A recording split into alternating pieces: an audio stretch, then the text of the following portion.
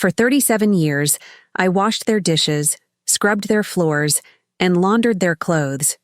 I cooked their meals, tended their garden, and dusted their precious family heirlooms with a gentleness they never showed me. I was Sarah Jensen, the woman who married their precious son Robert. But to them, I was never family. I was the help. Sarah, you missed a spot. My mother-in-law Vivian's voice cut through the quiet afternoon as I polished the silver tea set that had been in the family for generations. Her perfectly manicured finger pointed to an invisible smudge while her other hand clutched her pearl necklace, as if protecting it from my unworthy touch. I'm sorry, Vivian. I wiped the spot again, fighting the urge to tell her I had already cleaned it 3 times. At 63, I still found myself apologizing to this woman who had made it her life's mission to remind me I wasn't good enough for her son. Robert and I had married when we were both 26. He was the brilliant architect from the prestigious Jensen family, and I was the daughter of a seamstress and a mechanic, a fact Vivian never let me forget. When we bought our first small house, his parents insisted on helping with the down payment, though I later discovered it was just a ploy to maintain control over our lives. 6 months into our marriage, Robert's father Harold suffered a mild stroke. That was when everything changed. We can't leave them alone, Sarah, Robert had pleaded, his eyes filled with the guilt only a dutiful son could feel. They need us, just for a few months until Dad recovers. Those few months turned into years. We sold our little starter home, the only place that had ever felt truly mine, and moved into the sprawling Jensen family estate. A Victorian mansion with 6 bedrooms, 4 bathrooms, and more antiques than a museum. The house where I would spend the next 3 decades of my life serving a family that saw me as nothing more than the woman who had trapped their son. At first, I told myself it was temporary, that Robert and I would eventually move back out, start the family we had dreamed of, build the life we had planned. But Harold's health issues became a convenient excuse, and somewhere along the way, Robert stopped talking about leaving. The family business needed him close by. His parents needed our care. There was always a reason, and I was always expected. To understand, we did have one child, our son Daniel, the only bright spot in that massive, oppressive house. But even he grew distant as the years passed, shaped by his grandparents' influence and his father's increasing absence. Robert threw himself into the family architecture firm, working longer hours, taking more business trips, leaving me alone, with his parents more often. You know, your problem is that you lack refinement, Vivian would tell me as I prepared dinner. Robert deserves a woman who understands his world. After years of these comments, I'd stopped defending myself. What was the point? In their eyes, I would always be the gold digger who had somehow tricked their brilliant son into marriage. Never mind that I had given up my own dreams of opening a small bakery, that I had sacrificed every ambition at the altar of the Jensen family name. The day everything changed started like any other Tuesday. Harold was 87 now, confined to a wheelchair, but still sharp as a tack when it came to criticizing my housekeeping. Vivian, at 84, moved slower, but had lost none of her cutting precision when it came to finding fault in everything. I did. I was in the kitchen preparing Harold's special low-sodium lunch when I heard the crash from upstairs. Vivian? I called out, wiping my hands on my apron as I rushed toward the stairs. Vivian, are you all right? No answer, just the muffled sound of distress. I found her in the master bedroom, surrounded by scattered papers, an overturned filing box at her feet. Her face was ashen, her hands trembling as she clutched what looked like an old document. What happened? Are you hurt? I knelt beside her, scanning her for injuries.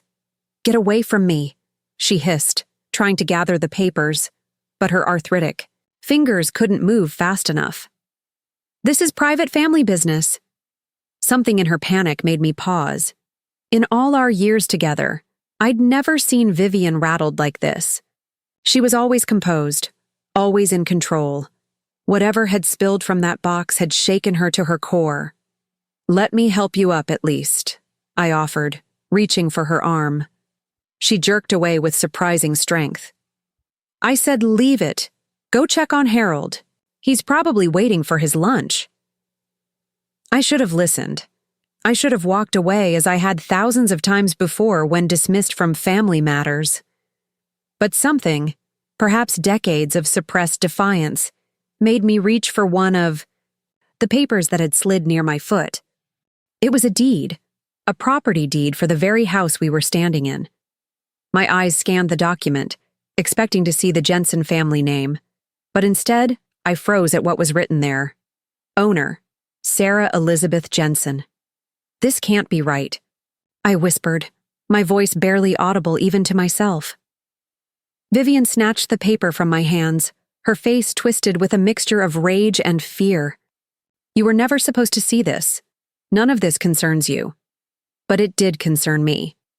According to that document, this house, this prison that had held me for nearly 4 decades, was in my name. Not Robert's, not his parents'. Mine. How long? I asked, my voice steady despite the earthquake happening inside me. How long has the house been in my name? Vivian's lips pressed into a thin line as she shoved the papers back into the box. Robert will explain when he gets home.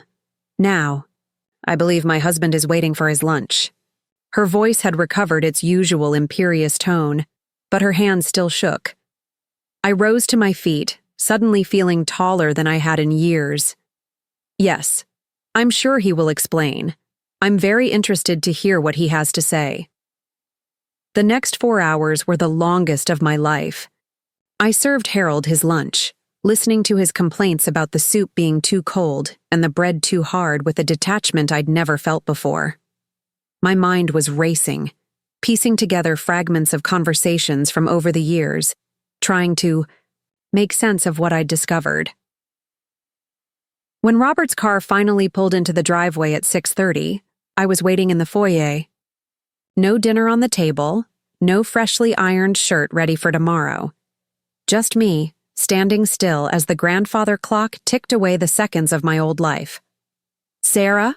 he called out, hanging his coat on the rack by the door. "Is everything okay? Where's dinner?" "We need to talk," I said, my voice foreign to my own ears. "Your mother had an accident with some papers today." His expression changed instantly, not concern for his mother, but alarm. "What papers?" "The deed to this house, the one that's apparently in my name. Has been for... How long exactly, Robert?" The color drained from his face. He glanced toward the stairs, perhaps hoping his mother would appear and save him from this conversation. When no rescue came, he sighed deeply. "Let's go to the study. We shouldn't discuss this where Dad might overhear." I followed him into the dark paneled room that had always been his sanctuary, the place where he retreated when he didn't want to deal with family matters, which usually meant me or Daniel. "It was supposed to be a surprise," he began, not meeting my eyes as he poured himself a glass of bourbon from the crystal decanter on the desk. He didn't offer me one. He never did. "For our retirement," I almost laughed. "A surprise? Putting the house in my name without telling me for... How many years, Robert?" He took a long sip before answering. 25 years, since Dad's second stroke. The room seemed to tilt beneath my feet. 25 years? I've been living in a house that's legally mine for 25 years, and no one thought to mention it to me? It's complicated, Sarah. He set the glass down, finally looking at me. The business was going through a rough patch. Dad was worried. About liability issues, potential lawsuits. Putting the house in your name protected it from creditors. I stared at him, truly seeing him perhaps for the first time in our marriage. This man who had promised to build a life with me had instead built a cage and convinced me it was for my own good. So I was a convenient shield for the family assets, I said flatly. Not a wife, not a partner. Just a name on a document to protect your family's wealth. Don't be dramatic, he scoffed, reaching for the bourbon again. It benefited you too. This house will be yours when my parents are gone." "It's already mine," I said, the realization washing over me like a wave. "Legally, right now, this house belongs to me." Something shifted in his expression then, a flicker of concern that he quickly masked with a condescending smile. "Technically, yes. But you know that's not how family works, Sarah. We all contribute in different ways. Mom and Dad gave us a place to live. I provide financially. And you—" "I what, Robert? I cook, I clean, I care for your parents. I gave up everything I ever wanted for this family. And we're grateful," he said, though nothing in his tone conveyed gratitude. "But let's be practical. What would you have done with a house this size on your own? You could never have afforded the property taxes, the maintenance. We've given you a good life here." The grandfather clock in the hall chimed 7 times, each dong reverberating through my chest like a revelation. 25 years of my life, in a house that was legally mine but functionally theirs. 25 years of being treated like a servant in a home that bore my name on its deed. "I want to see all the documents," I said finally. "Everything." Robert's hand tightened around his glass. "This isn't necessary, Sarah. Nothing has changed." "Everything has changed," I replied, standing my ground. "I want to see the papers tomorrow. All of them." He stared at me for a long moment, as if trying to recognize the woman standing before him. Perhaps he couldn't. Perhaps I couldn't recognize myself either. This new Sarah who demanded rather than requested, who stood firm rather than bent to. "Accommodate." "Fine," he conceded finally. "I'll bring everything from the office tomorrow. But, Sarah, don't get any ideas. This arrangement was made for the protection of the entire family." I nodded and turned to leave, pausing at the door. "I'll get dinner started." "Good," he said, relief evident in his voice. He thought the storm had passed, that I would retreat back into my role, that tomorrow would smooth everything over.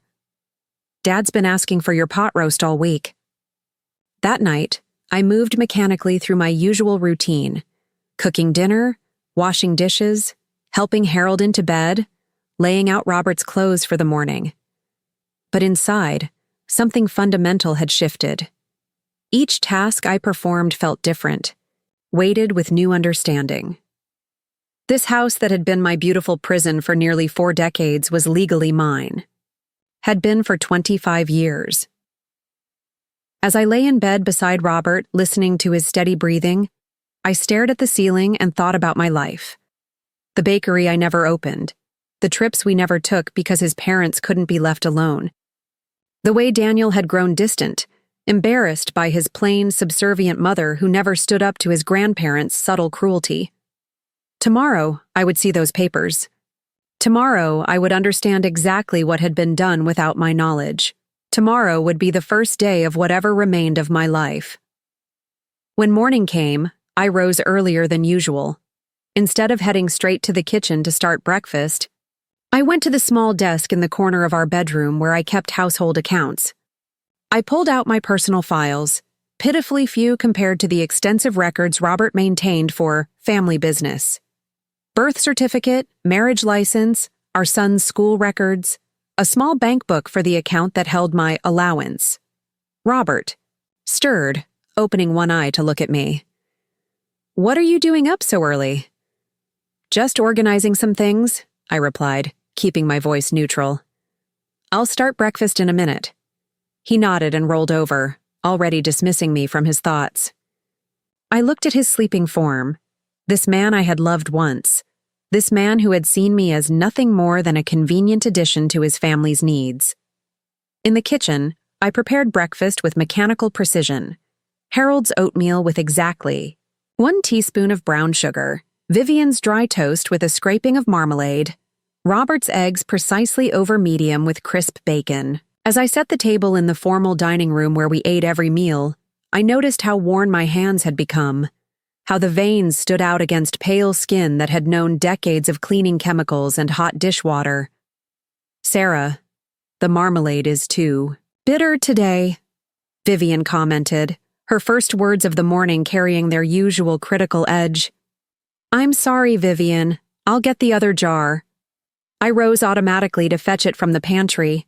"And while you're up, my coffee's gone cold," Harold added, pushing his cup toward the edge of the table. Robert didn't even look up from his newspaper. It was the same breakfast scene that had played out thousands of times in this house. But today, something inside me had changed. With each demand, each criticism, each thoughtless assumption that I existed solely to serve, the invisible chains that had bound me for decades weakened just a little bit more. After breakfast, Robert gathered, his briefcase ready to leave for the office. "Don't forget the papers," I reminded him, keeping my voice light as I cleared the table. A flash of annoyance crossed his face. "I said I'd bring them, didn't I? I'll be home at the usual time." But he wouldn't. I already knew the pattern. There would be an urgent meeting, a client dinner, some reason he couldn't make it home until late, too late for serious discussions about property deeds and decades of deception. And I was right. At 7:30 that evening, long after Harold and Vivian had been served their dinner and settled in front of the television, the phone rang. "Sarah, I'm still at the office." Robert's voice came through the line, accompanied by the background noise of what sounded suspiciously like a restaurant. "The Westbrook project has some issues. I probably won't be home until after 10, and—" "The papers?" I asked. A pause. "I didn't have time to gather everything today. Tomorrow, for sure." I hung up without saying goodbye, something I had never done in all our years of marriage. Then I walked to the study, to the antique desk where Robert kept his spare keys. The small brass key to his office downtown was there, nestled among others, in a drawer that was never locked because Robert had never imagined I would have any reason to open it. I held the key in my palm, feeling its weight, the weight of a decision forming in my mind. The grandfather clock in the hallway chimed 8 times, each ring seeming to ask a question. "What will you do now, Sarah Jensen? What will you do with this power you never knew you had? What will you do with the rest of your life?" I closed my fingers around the key, feeling its edges press into my palm. For 25 years, this house had been legally mine while I lived in it as a servant. For 25 years, I had been lied to by the man who had promised to cherish me. Tomorrow, I would find out exactly what else they had hidden from me. Tomorrow, I would begin to reclaim what was rightfully mine. Tomorrow would be the first day of my new life, a life where I was no longer the silent, invisible woman who cleaned up everyone else's messes. But first, I had a visit to make to the downtown office of Jensen Architecture, where I suspected I would find much more than just the Jensen Architecture building stood imposing against the night sky, its glass facade reflecting the city lights like a mirror. I had only visited a handful of times over the decades, for the obligatory Christmas parties where I served hors d'oeuvres while wearing my appropriate dress that Vivian had selected, or the rare occasions when Robert forgot important documents and needed me to deliver them. Tonight was different. Tonight, I wasn't coming as Robert Jensen's dutiful wife.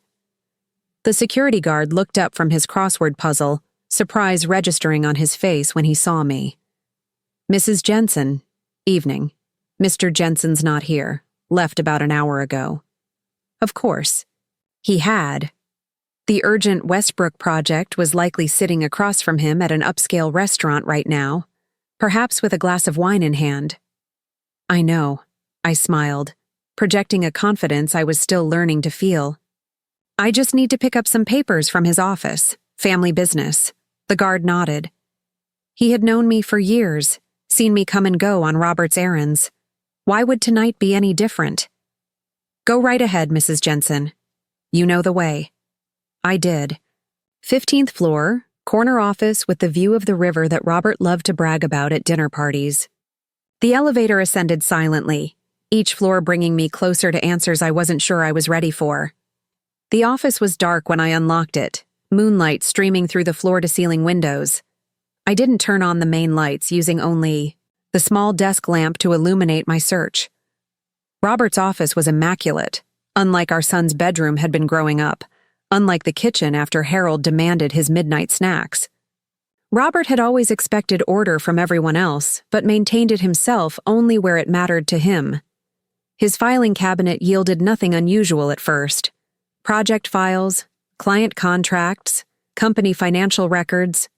But the bottom drawer was locked. Another key on the ring I'd taken from home fit perfectly. Inside were personal files, separate from the business. I found what I was looking for almost immediately. A folder labeled Jensen Estate. My hands trembled as I opened it, spreading the contents across Robert's polished mahogany desk. The deed I'd glimpsed at home was there, confirming what I already knew. The house had been transferred to my name 25 years ago. But there was more. So much more. Insurance policies, investment accounts, a summer cottage in Maine I'd never heard of. All in my name. I sank into Robert's leather chair, documents clutched in my shaking hands. This went far beyond protecting the family home from business creditors. This was a systematic transfer of assets, all placed in my name, all controlled by the Jensen family, all hidden from me. A yellow legal pad caught my eye, filled with Robert's precise handwriting. Notes from a meeting with their family attorney dated just 6 months ago. My eyes scanned the page, catching phrases that made my blood run cold. Discuss with Sarah before Harold's condition deteriorates further. Transfer control of accounts, back to RJ upon HJ's passing. SJ unlikely to contest given history. They had been planning to reclaim everything once Harold died. They had been confident I would simply sign whatever was put in front of me, as I had done for 37 years.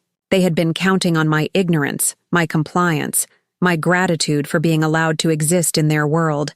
I was so absorbed in my discovery that I didn't hear the office door open. "What do you think you're doing?" I looked up to find Patricia Winters standing in the doorway. Robert's executive assistant for the past 15 years, she had always treated me with a thin veneer of politeness that barely concealed her contempt. To her, I was the embarrassing housewife who had somehow trapped the brilliant Robert Jensen, a domestic inconvenience who knew nothing about architecture or business. "Hello, Patricia," I said calmly, not moving from Robert's chair. "Working late?" Her eyes darted to the papers spread across the desk, recognition dawning on her face. "Those are confidential documents. Does Robert know you're here?" "I'm looking at property deeds and financial accounts in my name," I replied, keeping my voice steady. "I hardly think I need my husband's permission to view them." Patricia's perfectly penciled eyebrows rose slightly. "I should call Robert." "By all means." I gestured to the phone on the desk. "I'd like to speak with him as well. Perhaps he can explain why my name is on properties I've never visited and accounts I've never accessed." Something shifted in her expression. Surprise, then a flicker of what might have been respect. "He's at dinner with the Westbrook clients," she said, her tone more measured now. "He won't appreciate being interrupted." "I'm sure he won't." I gathered the documents into a neat pile. But after 37 years of not being interrupted in his deceptions, perhaps it's time. Patricia took a step into the office, closing the door behind her.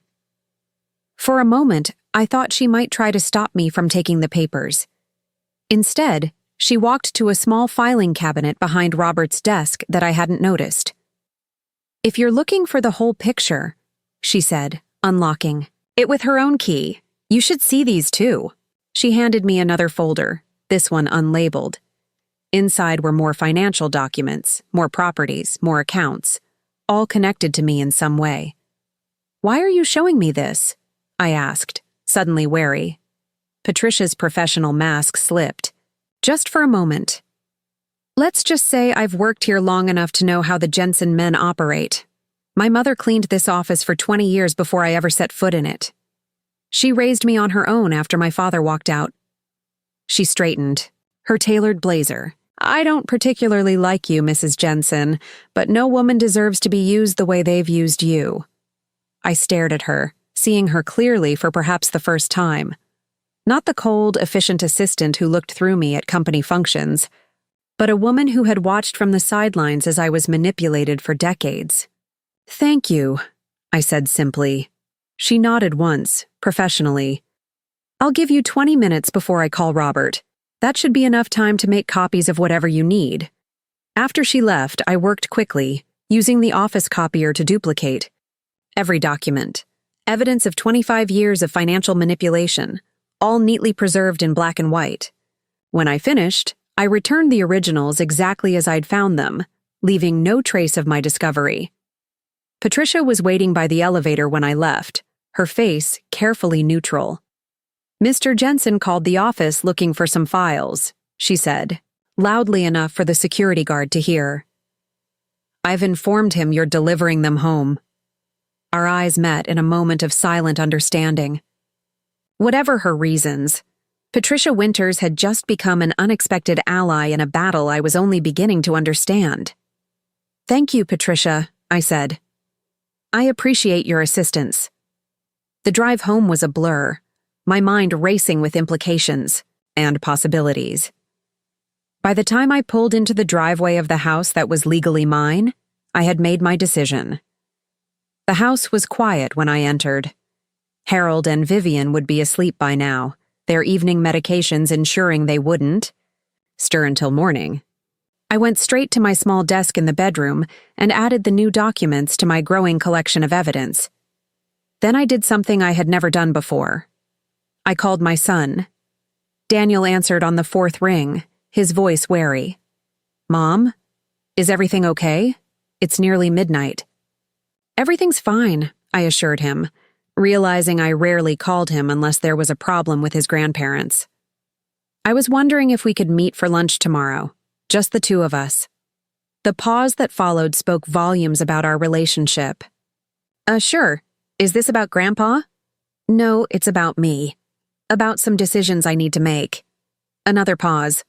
"Okay, the usual place at noon?"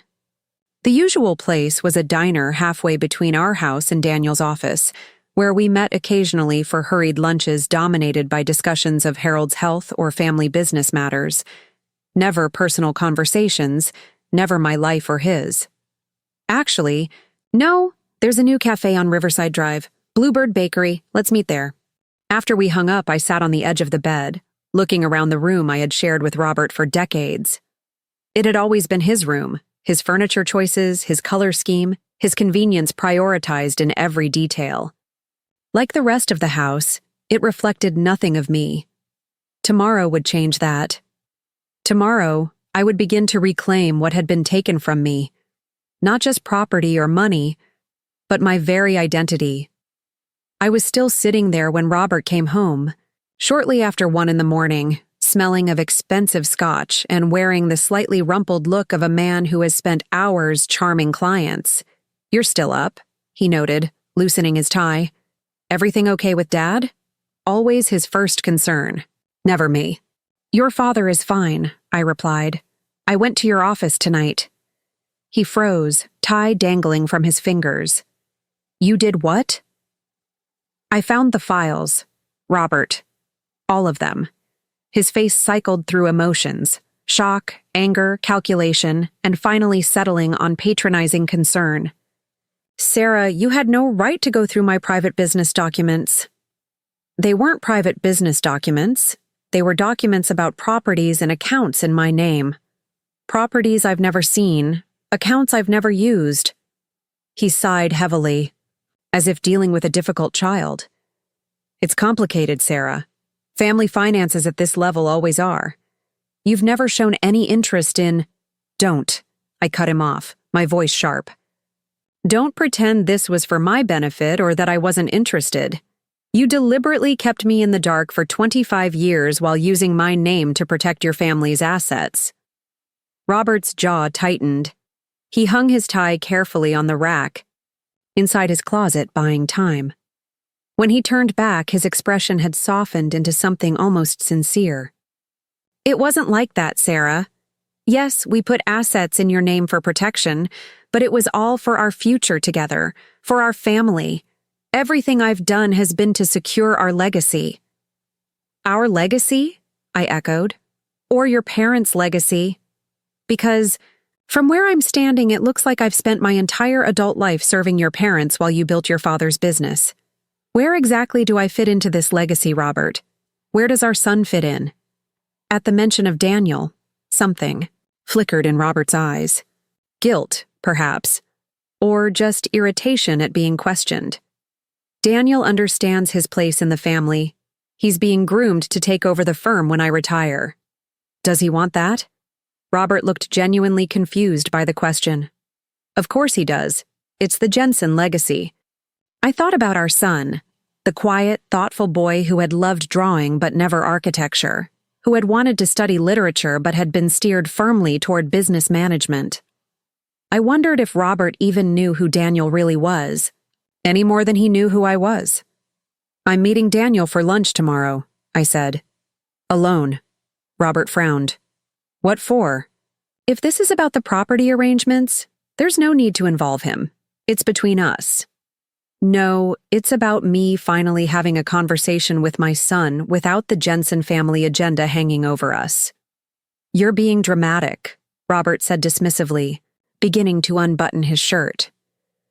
"If you'd like me to explain the financial arrangements properly, I can do that tomorrow. But I'd appreciate it if you'd return the documents you took from my office." "I didn't take anything," I said truthfully. "I made copies." His hand stilled on his buttons. "That was unnecessary." "Was it?" "Because according to your notes, you were planning to transfer everything back into your name after your father dies, without discussing it with me." A muscle twitched in Robert's jaw. Those were just preliminary considerations. Nothing had been decided. Nothing about my own property had been decided? How generous of you. "Sarah." His voice took on the warning tone he used when he thought I was overstepping. "You're tired. We'll discuss this in the morning when you're thinking more clearly." In the past, I would have backed down, apologized even, made him breakfast in the morning and pretended the conversation had never happened.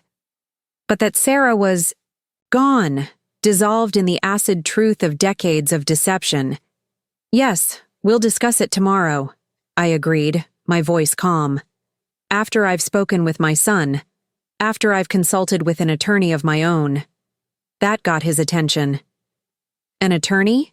For God's sake, Sarah, there's no need to bring lawyers into a family matter. According to these documents, it stopped being just a family matter 25 years ago, when you put millions of dollars of assets in my name without my knowledge or consent." Robert stared at me, truly seeing me perhaps for the first time in our marriage. "What exactly are you planning to do?"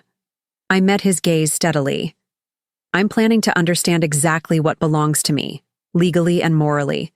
I'm planning to make decisions about my future based on complete information for the first time in my adult life." "You wouldn't even have a future without this family," he snapped, his composure finally cracking. "Where would you be without me? Still living in that tiny apartment over your mother's sewing shop? Working in some corner bakery for minimum wage? Everything you have, this house, your lifestyle, your position in society, you owe to the Jensen name." I let his words wash over me, feeling their sting, but not their power. "You may be right about where I'd be," I conceded, "but at least I'd be there honestly as myself, not as a pawn in someone else's game." Robert's face flushed with anger. For a moment I thought he might continue arguing, but instead he grabbed his pillow from the bed. "I'll sleep in the guest room tonight. We'll discuss this tomorrow when you're thinking rationally again." After he left, I sat alone in the silent bedroom, feeling strangely peaceful despite the confrontation. For the first time in decades, I had spoken my truth without softening it to protect Robert's feelings, without bending to accommodate the Jensen family expectations. Tomorrow would bring its own challenges. Lunch with Daniel, potentially another. Confrontation with Robert, the beginning of whatever legal process lay ahead. But for tonight, I had taken the first step toward reclaiming my life. I opened the window, breathing in the cool night air. Somewhere in the distance, a dog barked. A car passed on the street below. The world continued turning, oblivious to the seismic shift that had just occurred in Sarah Jensen's universe. For 37 years, I had lived as an appendage to the Jensen family, my identity subsumed by their needs and expectations. But tonight, I had remembered something important. Before I was a Jensen, I was Sarah Elizabeth Collins, a woman with dreams, ambitions, and a voice of her own. It was time to find her again. Bluebird Bakery sat on a corner of Riverside Drive, its cheerful blue awning fluttering in the spring breeze. I arrived 30 minutes early, my nerves propelling me out of the house before Robert or his parents could corner me with questions or demands. The cafe was everything I had once dreamed of creating: warm lighting, the intoxicating aroma of fresh bread, glass cases displaying artfully decorated pastries. A lifetime ago, I had sketched designs for my own bakery on napkins and the backs of envelopes, planning the menu and imagining the joy of creating something that was truly mine. "First time?" asked the young woman behind the counter, her smile genuine. "Yes," I admitted, studying the menu board. "Everything looks wonderful. The lemon scones are our specialty. Just came out of the oven." I ordered a scone and a pot of Earl Grey, then settled at a small table by the window. As I waited for Daniel, I watched the bakery staff work with practiced efficiency. The young woman at the counter chatting warmly with customers, a baker visible through the kitchen doorway expertly shaping dough. They moved with purpose and pride, creating something together. When was the last time I had felt that kind of satisfaction in my daily work? The endless cleaning, cooking, and caretaking for the Jensens had long ago ceased to bring me any joy. It was just what was expected, what I owed them for allowing me into their exalted family. "Mom?" I looked up to find Daniel standing beside my table, his expression a mixture of concern and curiosity. At 35, he looked more like Robert every year. The same strong jaw, the same serious eyes, but there was something softer in his face too, something I liked to think came from me. Daniel. I stood to embrace him, feeling the now familiar awkwardness of our physical contact. When had we become so formal with each other? "Thank you for coming." "Of course." He glanced around the bakery. "New place?" "I've been wanting to try it." I gestured to the chair across from mine. "Join me?" After ordering coffee and a sandwich, Daniel turned to me with the slightly wary expression I'd grown accustomed to seeing, as if he was bracing himself for bad news about his grandparents or some new family obligation. "So," he began cautiously, "you said this wasn't about Grandpa?" "No." I took a sip of my tea, gathering courage. "It's about me. About some things I've discovered and decisions I need to make."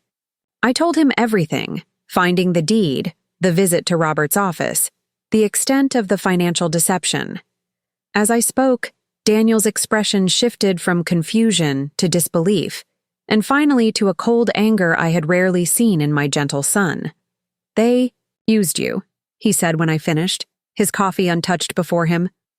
"All these years they've been using you as a financial shield while treating you like the help." Hearing him say it aloud made it more real somehow. "Yes. And Dad was part of this? The whole time?"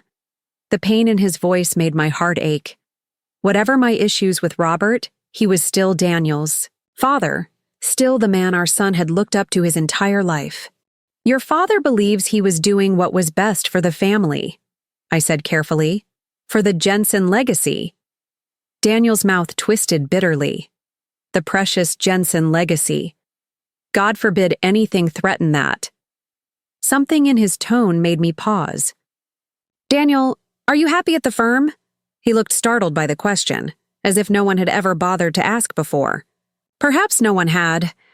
He hesitated, then seemed to deflate slightly. No, I've never been happy there. But it's what was expected, what Grandpa wanted, what Dad wants. What do you want?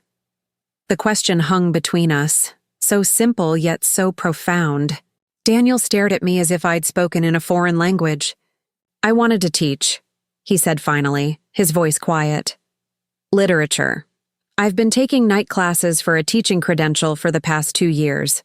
No one in the family knows. I reached across the table and took his hand. I'm sorry I didn't ask sooner. It's not your fault, Mom. We all got caught in their orbit, the great Jensen family plan. He squeezed my hand. But what are you going to do now? About the house? The other properties? I'm meeting with an attorney this afternoon. I hadn't planned it until this moment, but saying it aloud made it real, necessary. I need to understand my legal position before I decide anything. Daniel nodded, his expression thoughtful. You should talk to Marion Chen. She handled my friend. Trevor's divorced last year. His ex came from a wealthy family that had done some creative accounting. Marion sorted it all out. He pulled out his phone. I can text you her number. Thank you. I hesitated, then asked the question that had been weighing on me. Will you be okay? If things change between your father and me? Daniel's eyes met mine, steadier than I had seen them in years. Mom, I'm 35 years old. Whatever happens between you and Dad is between you and Dad. I just want you both to be happy, really happy, not just going through the motions for the sake of appearances. I felt tears prick behind my eyes.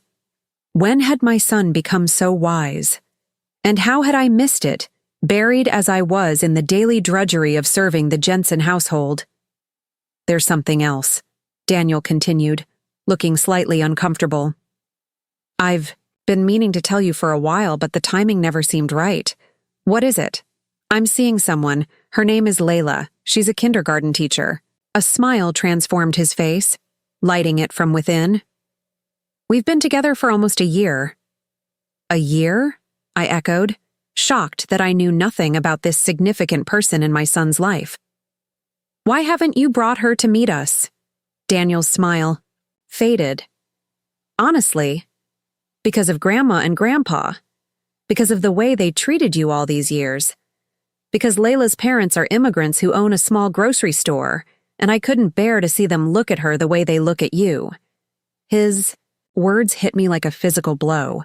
My son had hidden his relationship to protect his girlfriend from the same treatment I had endured for decades, and I had been so caught up in the Jensen family drama that I hadn't even noticed. I want to meet her, I said firmly. Soon. You'd like her, Daniel replied, his smile returning. She's kind and funny and doesn't take any crap from anyone. Reminds me a bit of you, actually. The real you, not the you that Grandma tried to create. I wasn't sure how to respond to that. Had Daniel seen me more clearly than I had seen myself all these years? After lunch, we walked to our cars together. Before parting, Daniel hugged me. A real hug. Tight and meaningful. Not the perfunctory embrace we had shared in recent years. Whatever you decide, Mom, I'm on your side, he whispered. It's about time someone in that house was. As I drove to the attorney's office, Daniel's words echoed in my mind. The real you, not the you that Grandma tried to create. Who was the real Sarah Jensen? Or rather, who was Sarah Collins? The woman I had been before the Jensen family absorbed me into their world. Marion Chen's office was in a modern building downtown, her name displayed in sleek silver letters on a frosted glass door. The woman herself matched her office, efficient, direct, with an air of formidable competence that put me instantly at ease. Mrs. Jensen, she greeted me, gesturing to a chair across from her desk. Daniel spoke highly of you when he called. I understand you've made some concerning discoveries about your family's financial arrangements. I handed her the folder of documents I had copied from Robert's office. Everything I know is in here. I'm not even sure where to begin. Marian reviewed the documents methodically, her expression growing increasingly grave. After 20 minutes, she looked up at me over her reading glasses. Mrs. Jensen, to put it bluntly, you've been used as a financial straw person for over 2 decades. Your husband and his family have systematically placed valuable assets in your name without your knowledge or consent, while maintaining effective control over them. Is it illegal? I asked. Not necessarily, but it's certainly unethical, and there's a strong case for fraud, given that you were never informed of these arrangements. She tapped the legal pad with Robert's notes. These planning documents suggesting they intended to transfer everything back once his father passed away. That's particularly troubling. What are my options? Marian leaned back in her chair, considering. That depends on what you want, Mrs. Jensen, do you want to remain in this marriage? The question struck me with unexpected force. Did I? After 37 years after raising a child together, after building a life, albeit one based on deception, did I want to stay married to Robert Jensen? I don't know, I admitted. I need to understand my position first. What's legally mine? What control do I actually have? Based on these documents, quite a lot. Marian began ticking off points on her fingers. The family home is entirely in your name. The summer property in Maine, also yours. Investment accounts totaling approximately $3.7 million, legally yours. Ownership stake in Jensen Architecture, 30% in your name. I felt slightly dizzy. I own part of the firm? According to these documents, yes. It appears they transferred ownership shares to you during a period when the company was facing potential liability issues, a common tactic to protect assets from creditors. But the shares are legitimately yours. Robert never told me. I'm not surprised. Marian's expression softened slightly. Mrs. Jensen, may I speak frankly? I nodded. In my experience, when men from wealthy families arrange their finances this way, it's rarely with their spouse's best interests at heart. It's about control and protection of family wealth. The fact that your husband planned to reclaim these assets after his father's death speaks volumes about his intentions. What should I do now? First, we secure your assets. I'll file paperwork immediately to ensure nothing can be transferred without your explicit consent. She opened a drawer and pulled out several forms. Next, we need to decide how to proceed, whether you want to negotiate from within the marriage or pursue a separation. And if I decide to leave, then you would be leaving with significant financial security. Marian's gaze was direct. The house is yours. The investments are yours. Your stake in the family business gives you considerable leverage. You would not be starting over from nothing, Mrs. Jensen. The thought was both exhilarating and terrifying. I had never lived alone, never managed significant finances, never made major decisions without Robert's input.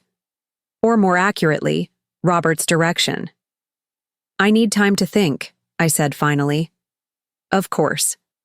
But I strongly advise you to sign these protective orders today, before your husband realizes the extent of your knowledge and takes steps to secure the assets himself. I signed the papers, my signature steadier than I expected.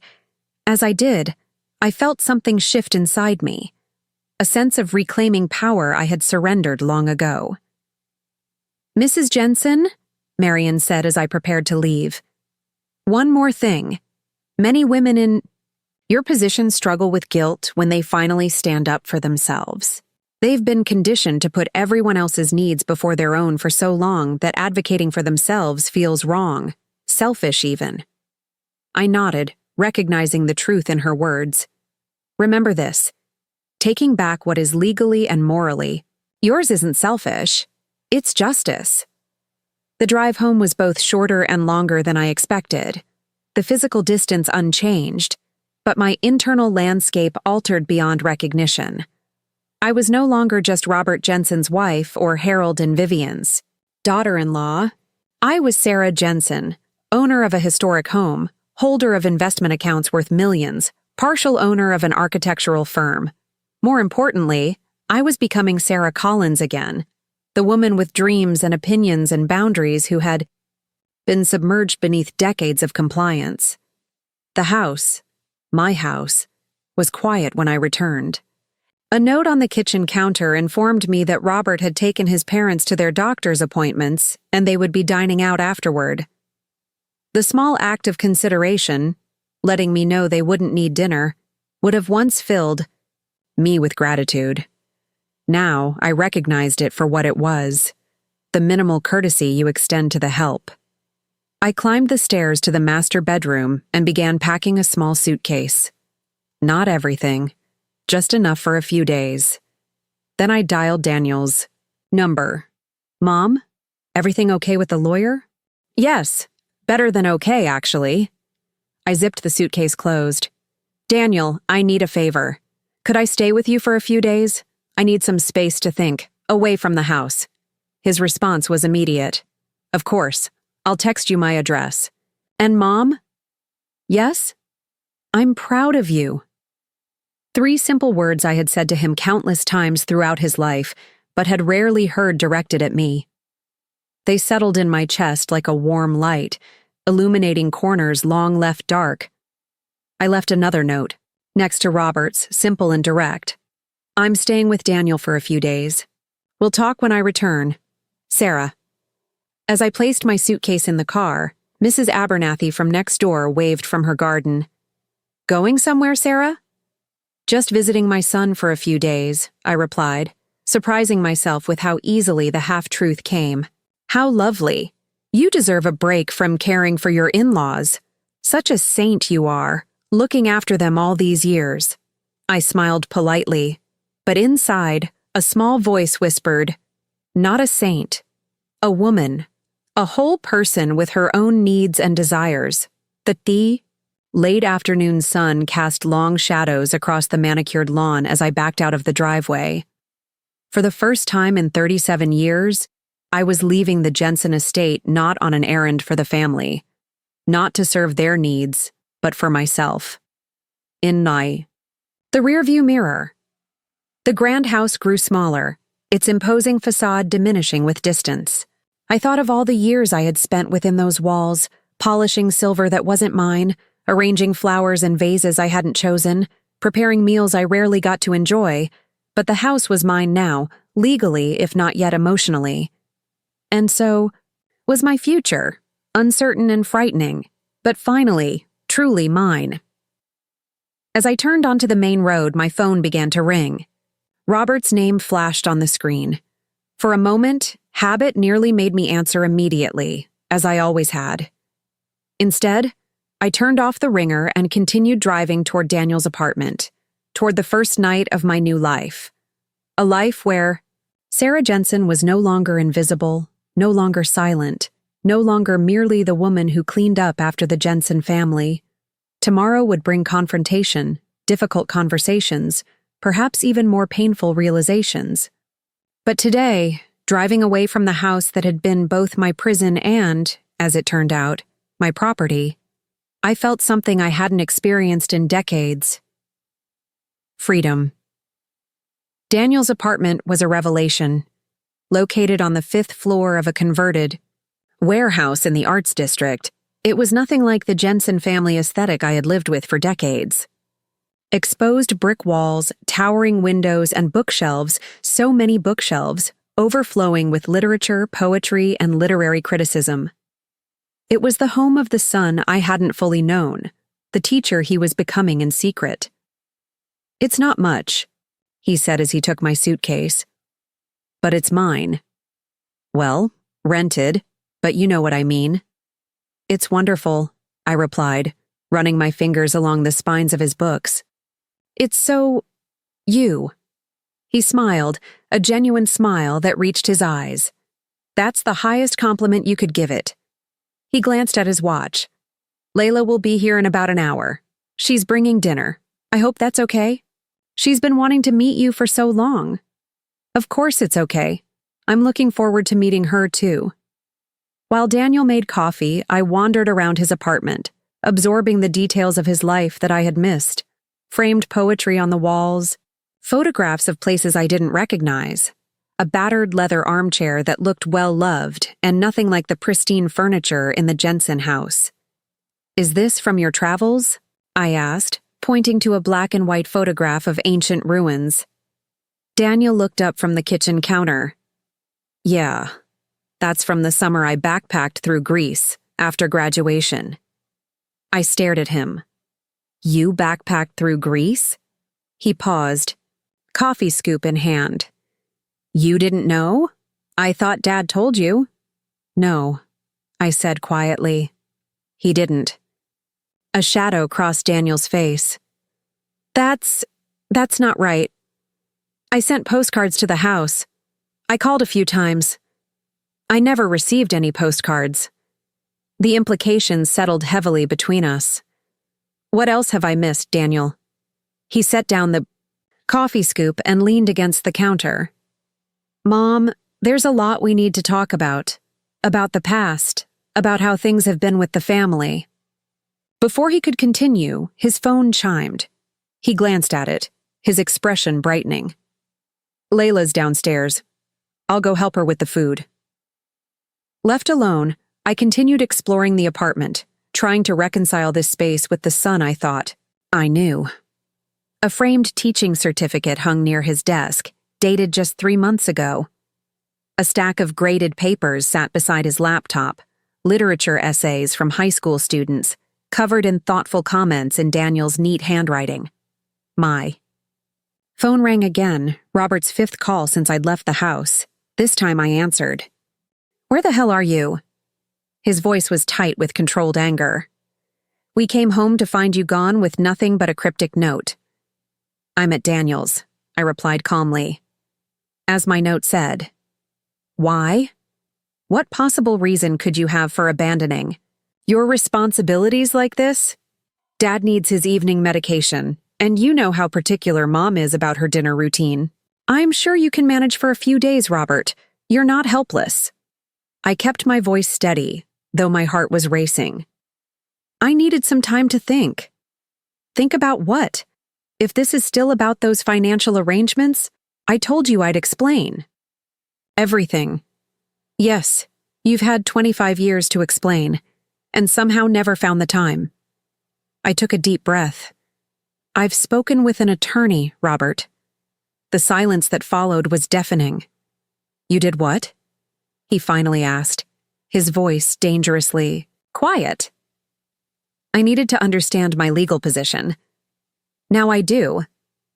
"So this is how it's going to be? After 37 years of marriage, you're going to lawyers instead of talking to your husband?" "I tried talking to you. You dismissed me. You've been dismissing me for decades." I heard voices in the background, Harold asking loudly what was happening, Vivian's shrill insistence that Robert put me in my place. "You need to come home, Sarah. Now. We'll sort this out as a family." "No, Robert. I'll come back when I'm ready, and we'll sort this out as equals, not as the great Robert Jensen and his convenient wife." I ended the call before he could respond, my hand shaking but my resolve firm. The door opened, and Daniel entered carrying takeout bags, followed by a woman with warm brown skin, curly hair pulled into a loose bun, and the brightest smile I'd ever seen. "Mom, this is Layla Nazari," Daniel said, his voice softening as he looked at her. "Layla, my mom, Sarah Jensen." "Mrs. Jensen." Layla stepped forward and embraced me without hesitation. "I've been looking forward to meeting you for so long. Daniel talks about you constantly." Her warmth was so genuine, so uncomplicated compared to the calculated social graces of the Jensen circle. I hugged her back, feeling tears threaten. "Please, call me Sarah." The evening that followed was unlike any I had experienced in decades, relaxed, filled with laughter and honest conversation. Layla was exactly as Daniel had described, kind, funny, and refreshingly direct. Over Lebanese food, which I'd never tried before, she told stories of her classroom adventures and her large, boisterous family. "You have to meet them, Sarah," she insisted, passing me more hummus. "My mother will adopt you on the spot. She's always collecting people, says the more hearts around the table, the better the food tastes. The concept was so foreign to my experience with the Jensens, where dinners were formal affairs designed to maintain hierarchy and reinforce family expectations. I couldn't remember the last time a meal had been about joy rather than obligation. After dinner, when Layla excused herself to make a phone call, Daniel turned to me with serious eyes. "Mom, there's something we need to discuss. About the situation with Dad and the family assets." I nodded, bracing myself. "I did some research today after we met for lunch. Called a few contacts at the firm who owe me favors." He pulled out his laptop. "There's more to this than just putting assets in your name to protect them from business. Creditors." He opened a folder of documents, company records, tax filings, board minutes. "The firm has been in financial trouble several times over the past 20 years. Grandpa made some risky investments that nearly sank them in the early 2000s. Then again during the recession in 2008. I didn't know any of this. No one outside the inner circle did, but each time they used your name to secure loans, to restructure debt, to move assets around." Daniel's expression was grim. "Mom, they've been using you as much more than a shield. You've been their safety net, their secret financial resource. And according to these records, they've been doing it knowing that you were completely in the dark." The implications settled like a stone in my stomach. "How bad is it?" "It's not good, but it's not criminal. At least not technically. Unethical, definitely. And it puts you in a much stronger position than even your lawyer probably realizes." He looked up at me. "You don't just own 30% of the firm. You personally guaranteed loans that saved it from bankruptcy. Twice. Does your father know that you know this?" Daniel shook his head. "No. As far as he's concerned, I'm just the dutiful son being groomed to take over someday. He has no idea I've been investigating the company finances for years." "Why didn't you tell me?" His eyes filled with regret. "I tried, Mom, a few times, but you were always so dedicated to keeping the peace, to doing what Dad and Grandpa wanted. And honestly, until recently, I didn't have the courage to break away myself. The weight of lost opportunities, of conversations never had, of truths never shared settled between us. All the years we could have been allies, supporting each other against the Jensen family expectations, lost to my fear and compliance." "What changed?" I asked. "For you, I mean. What gave you the courage to start planning your escape?" Daniel smiled. "Layla. Meeting someone who saw me, really saw me, not just the Jensen heir, made me realize how much of myself I'd compromised." He reached for my hand. "And seeing how they treated you all these years. It wasn't right, Mom. None of it was right." Layla returned, sensing the emotional moment between us. "Family stuff?" she asked gently. Daniel nodded. "I was just telling Mom about the company research." "The great Jensen house of cards," Layla said, settling beside Daniel on the couch. "Sorry, Sarah, I don't mean to be flip about your family, but the more Daniel uncovered, the more outraged I became on your behalf." "It's okay," I assured her. "I'm still processing it all myself." "You know," Layla said thoughtfully, "my father always says that when someone shows you who they are, believe them the first time. The Jensens have been showing you who they are for decades." Her words resonated deeply. "The Jensens had indeed shown me exactly who they were from the beginning. People who valued status and appearance above humanity, who viewed me as a useful addition to their household but never as an equal, who would use me without hesitation or remorse." "What are you going to do now, Mom?" Daniel asked. It was the question I had been asking myself since discovering the deed. What did I want my life to be, now that I understood the truth of the past 37 years? "I don't know yet," I admitted. "But I know I can't go back to the way things were." That night, sleeping in Daniel's guest room, I dreamed of my mother, a seamstress who had raised me alone after my father died, who had taught me to bake, who had encouraged my dreams of owning a bakery someday.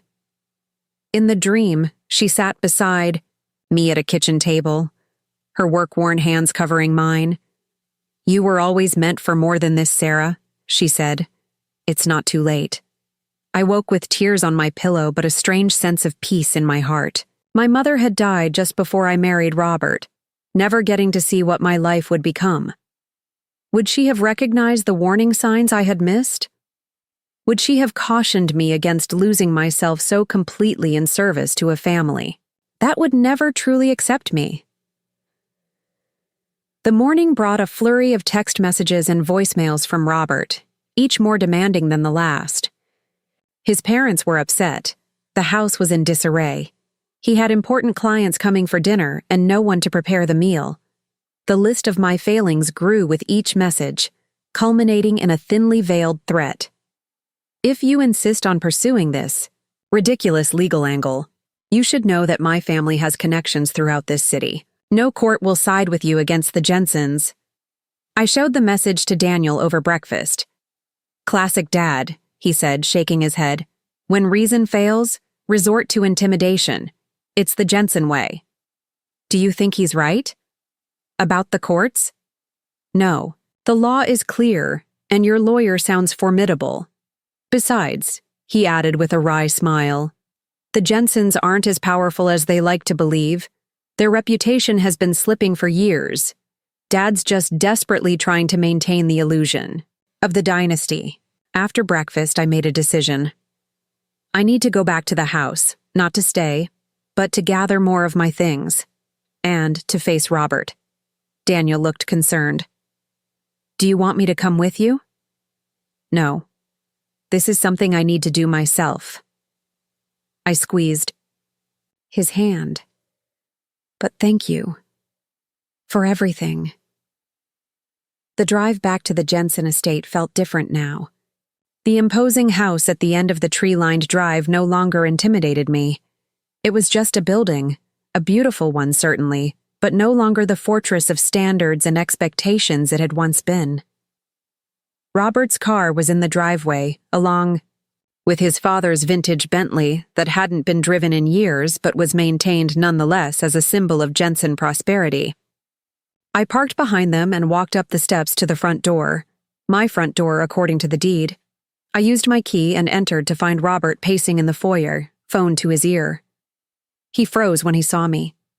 "She's here now. I'll call you back," he said tersely before ending the call. "Finally decided to come home, have you?" "I came to get more of my things," I replied calmly. "And to talk." His face hardened. "If you think you're moving out permanently, you're mistaken. This behavior is unacceptable, Sarah. My parents are beside themselves." "Where are they?" "Dad's resting. Mom's upstairs, furious that the lunch you were supposed to prepare for her bridge club is now canceled." He stepped closer. "Do you have any idea how embarrassing this is? Having to tell people my wife has taken off on some midlife crisis." "Is that what you think this is?" I asked, moving past him toward the stairs. "A midlife crisis." He followed me. "What else would you call it? Suddenly questioning arrangements that have worked perfectly well for decades, threatening legal action against your own family, abandoning your responsibilities?" I turned to face him at the foot of the stairs. "I call it finally standing up for myself, after discovering my husband and his family have been using me as a financial pawn for 25 years. That's a dramatic interpretation of practical financial planning," he scoffed. "I expected better from you, Sarah. And I expected honesty from you, Robert. Seems we've both been disappointed." I continued up the stairs, Robert still following closely. "My attorney has filed protective orders on all the properties and accounts in my name," I informed him as we reached the landing. "Nothing can be transferred or sold without my explicit consent now."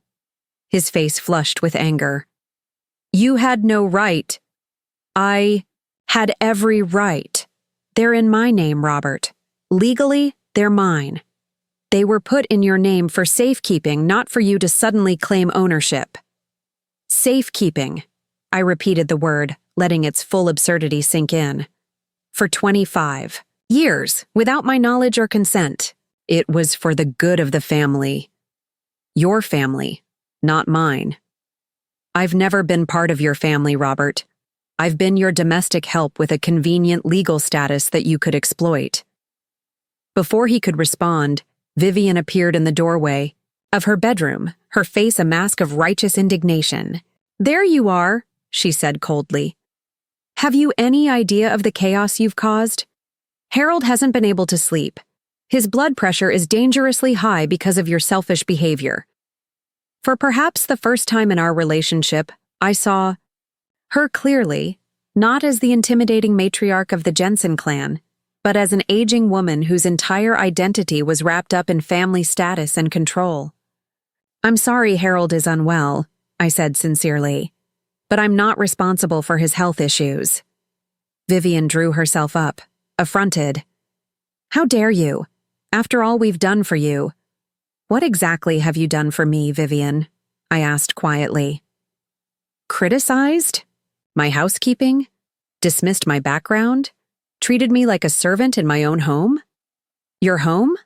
She laughed, a brittle sound. "This is the Jensen family home. It has been for generations." "Actually, Mother," Robert interjected, looking uncomfortable, "legally, the house is in Sarah's name. Has been since Dad's second stroke." Vivian's face paled. "What are you saying?"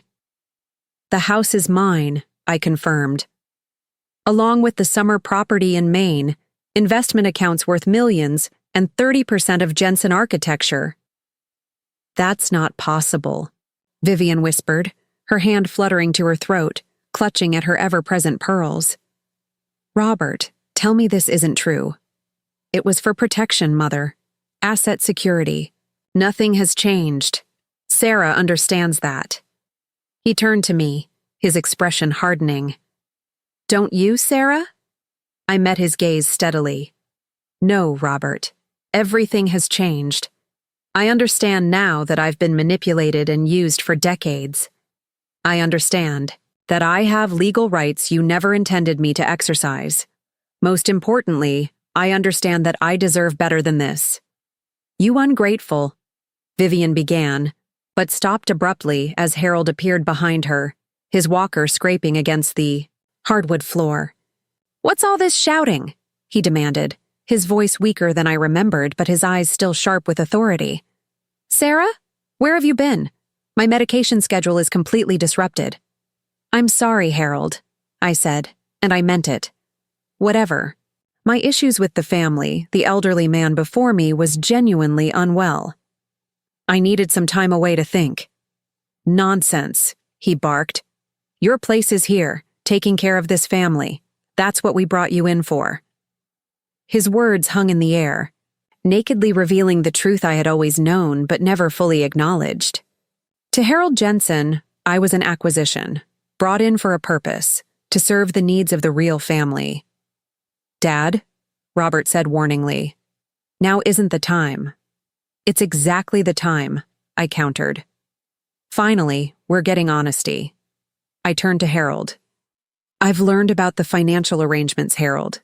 About how the family used my name to protect assets, to guarantee loans, to save the firm from your risky investments." Harold's face reddened dangerously. "Who told you—" He stopped, his gaze shifting to Robert. "You let this happen. You lost control of your wife." "No one controls me anymore," I said firmly. "Those days are over." I stepped past them into the master bedroom, my bedroom in my house, and began methodically packing more of my belongings. Robert followed me, closing the door behind him. "Sarah, please," he said, his voice lower now, almost pleading. "Let's discuss this rationally. Whatever you think you know, whatever legal position you believe you're in, we can work this out." I continued packing, selecting items with deliberate care, photographs of Daniel, my mother's old recipe book, the few pieces of jewelry that had true sentimental value rather than the expensive but meaningless pieces Robert had given me over the years. "What exactly are you proposing, Robert?" That we go back to the way things were? That I continue serving your parents, maintaining your household, with no voice, no agency, no respect? They're elderly, he argued. They need care. They need stability. They need professional caregivers, I corrected him. Not a daughter-in-law. They've been exploiting for decades. And what about us? Our marriage? 37 years, Sarah. Does that mean nothing to you?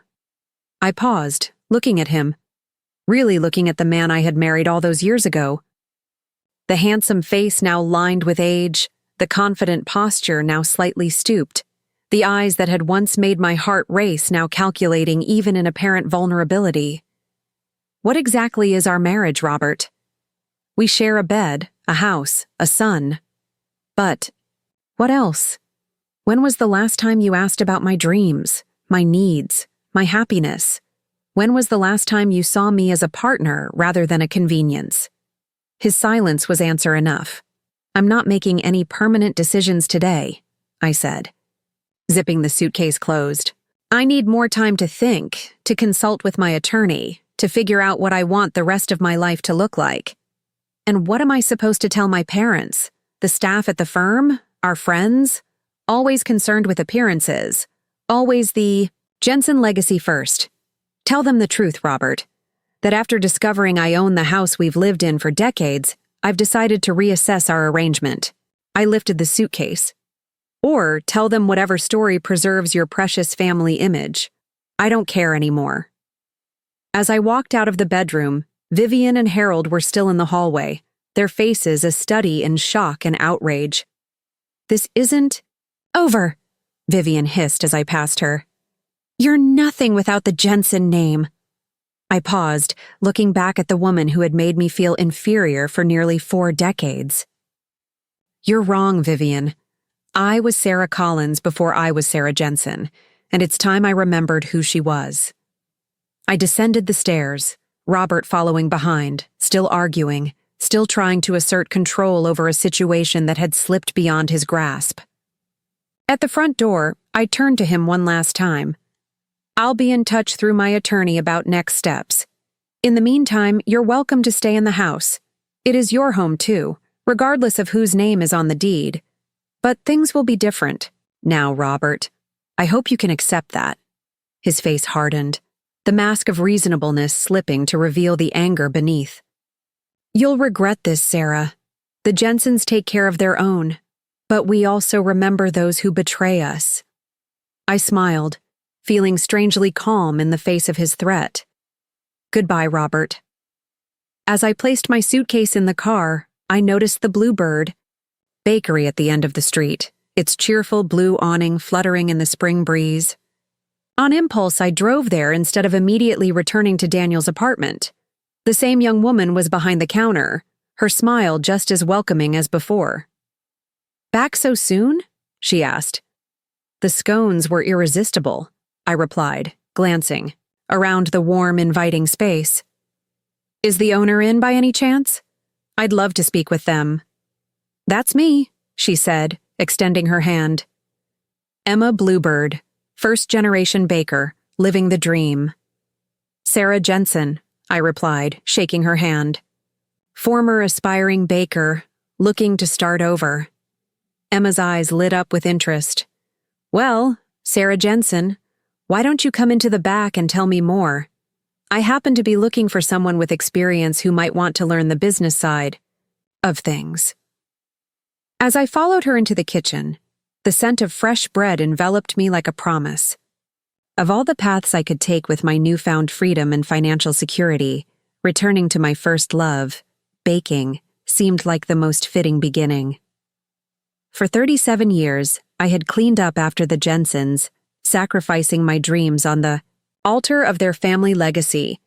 Now, with the deed to their house in my name and my future in my own hands, I was finally ready to create a legacy of my own. The first day working at Bluebird Bakery felt like stepping into an alternate universe where time had rewound and given me a second chance. Emma's kitchen was nothing like the formal, austere environment of the Jensen household. Here, flour dusted. Every surface, Laughter punctuated the morning rush, and mistakes were met with shrugs rather than cutting remarks. "You've got a natural touch with pastry," Emma observed as I crimped the edges of my third batch of hand pies. "Where did you learn to bake?" "My mother taught me the basics. After that, I mostly taught myself from books and trial and error." I didn't add that most of my experiments over the years had been critiqued by Vivian's discriminating palate, with more errors noted than successes. "Well, whatever your method, these are perfect." Emma slid the tray into the oven. "The customers are going to love them." A week had passed since my confrontation with Robert. I continued staying at Daniel's apartment, while working part-time at the bakery, a trial arrangement Emma had suggested to see if we were a good fit. In between shifts, I met with Marion Chen to discuss the increasingly complex legal situation. "Robert has filed a counter-petition," Marion informed me during our latest meeting. "He's claiming the property transfers were done with your implicit consent and knowledge." "That's completely false," I said, still shocked by how easily Robert could lie. "I knew nothing about any of it until I found that deed." "I believe you," Marion assured me. "And more importantly, I can prove it. There's not a single document with your signature acknowledging these transfers. No emails, no letters, nothing indicating you were informed." She shuffled through the growing file on her desk. "However, Robert's legal team is formidable. They're arguing that since you benefited from the assets, living in the house, for instance, you tacitly approved the arrangement." Is that argument likely to succeed? Not entirely, but it could complicate matters. Courts generally prefer to see marriages as partnerships where both parties act in good faith.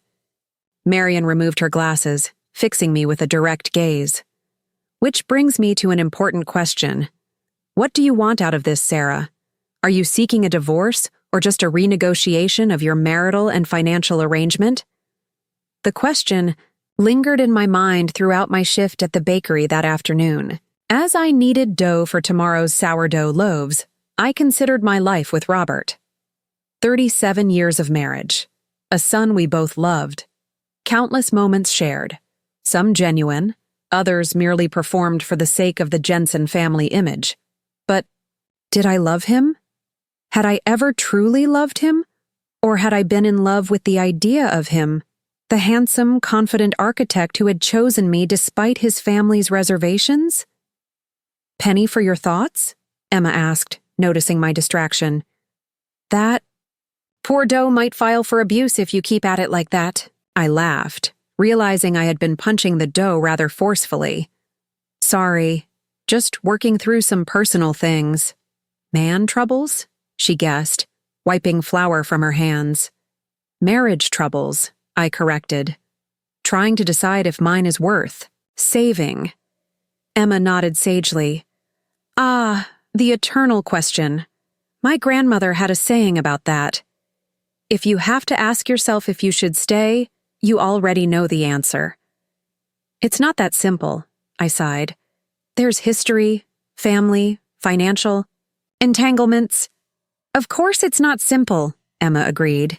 "But at the end of the day, it comes down to one thing. Does being with him make you more yourself or less yourself?" The question hit me with unexpected force. Had being Robert Jensen's wife made me more Sarah or less? The answer was painfully clear. That evening, Daniel and Layla invited me to join them for dinner with Layla's family. I hesitated initially. Meeting new people as just Sarah, rather than Mrs. Robert Jensen, felt strangely exposing. But Daniel's gentle encouragement and my own growing determination to reclaim my life convinced me to accept.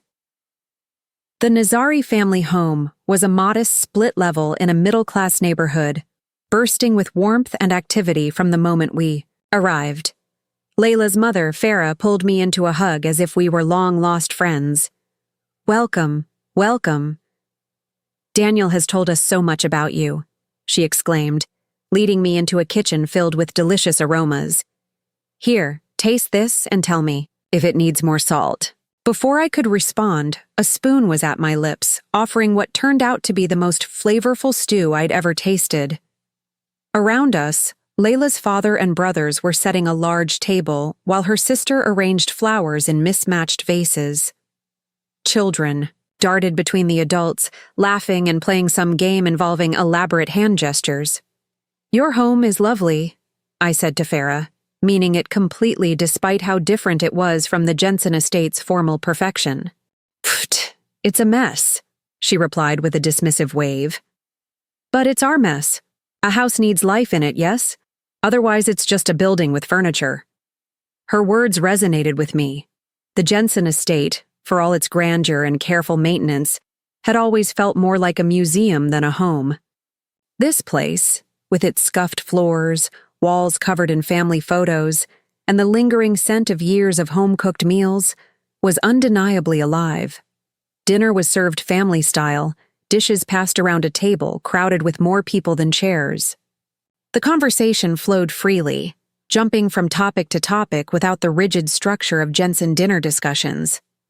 Most surprising was how everyone spoke directly to me, asking questions about my interests, my opinions, my experiences, rather than talking around me as the Jensens typically did. "Daniel tells us you're working at a bakery now?" Layla's father, Hassan, asked as he refilled my water glass. "That must be a welcome change from managing a large household." "It is," I admitted, "though I'm just learning the ropes. Emma, the owner, has been very patient." "You should bring some of your baking next time," Farah suggested warmly. "I'll trade you recipes. My baklava for your... What's your specialty?" I hesitated, realizing I'd never really thought of myself as having a culinary specialty.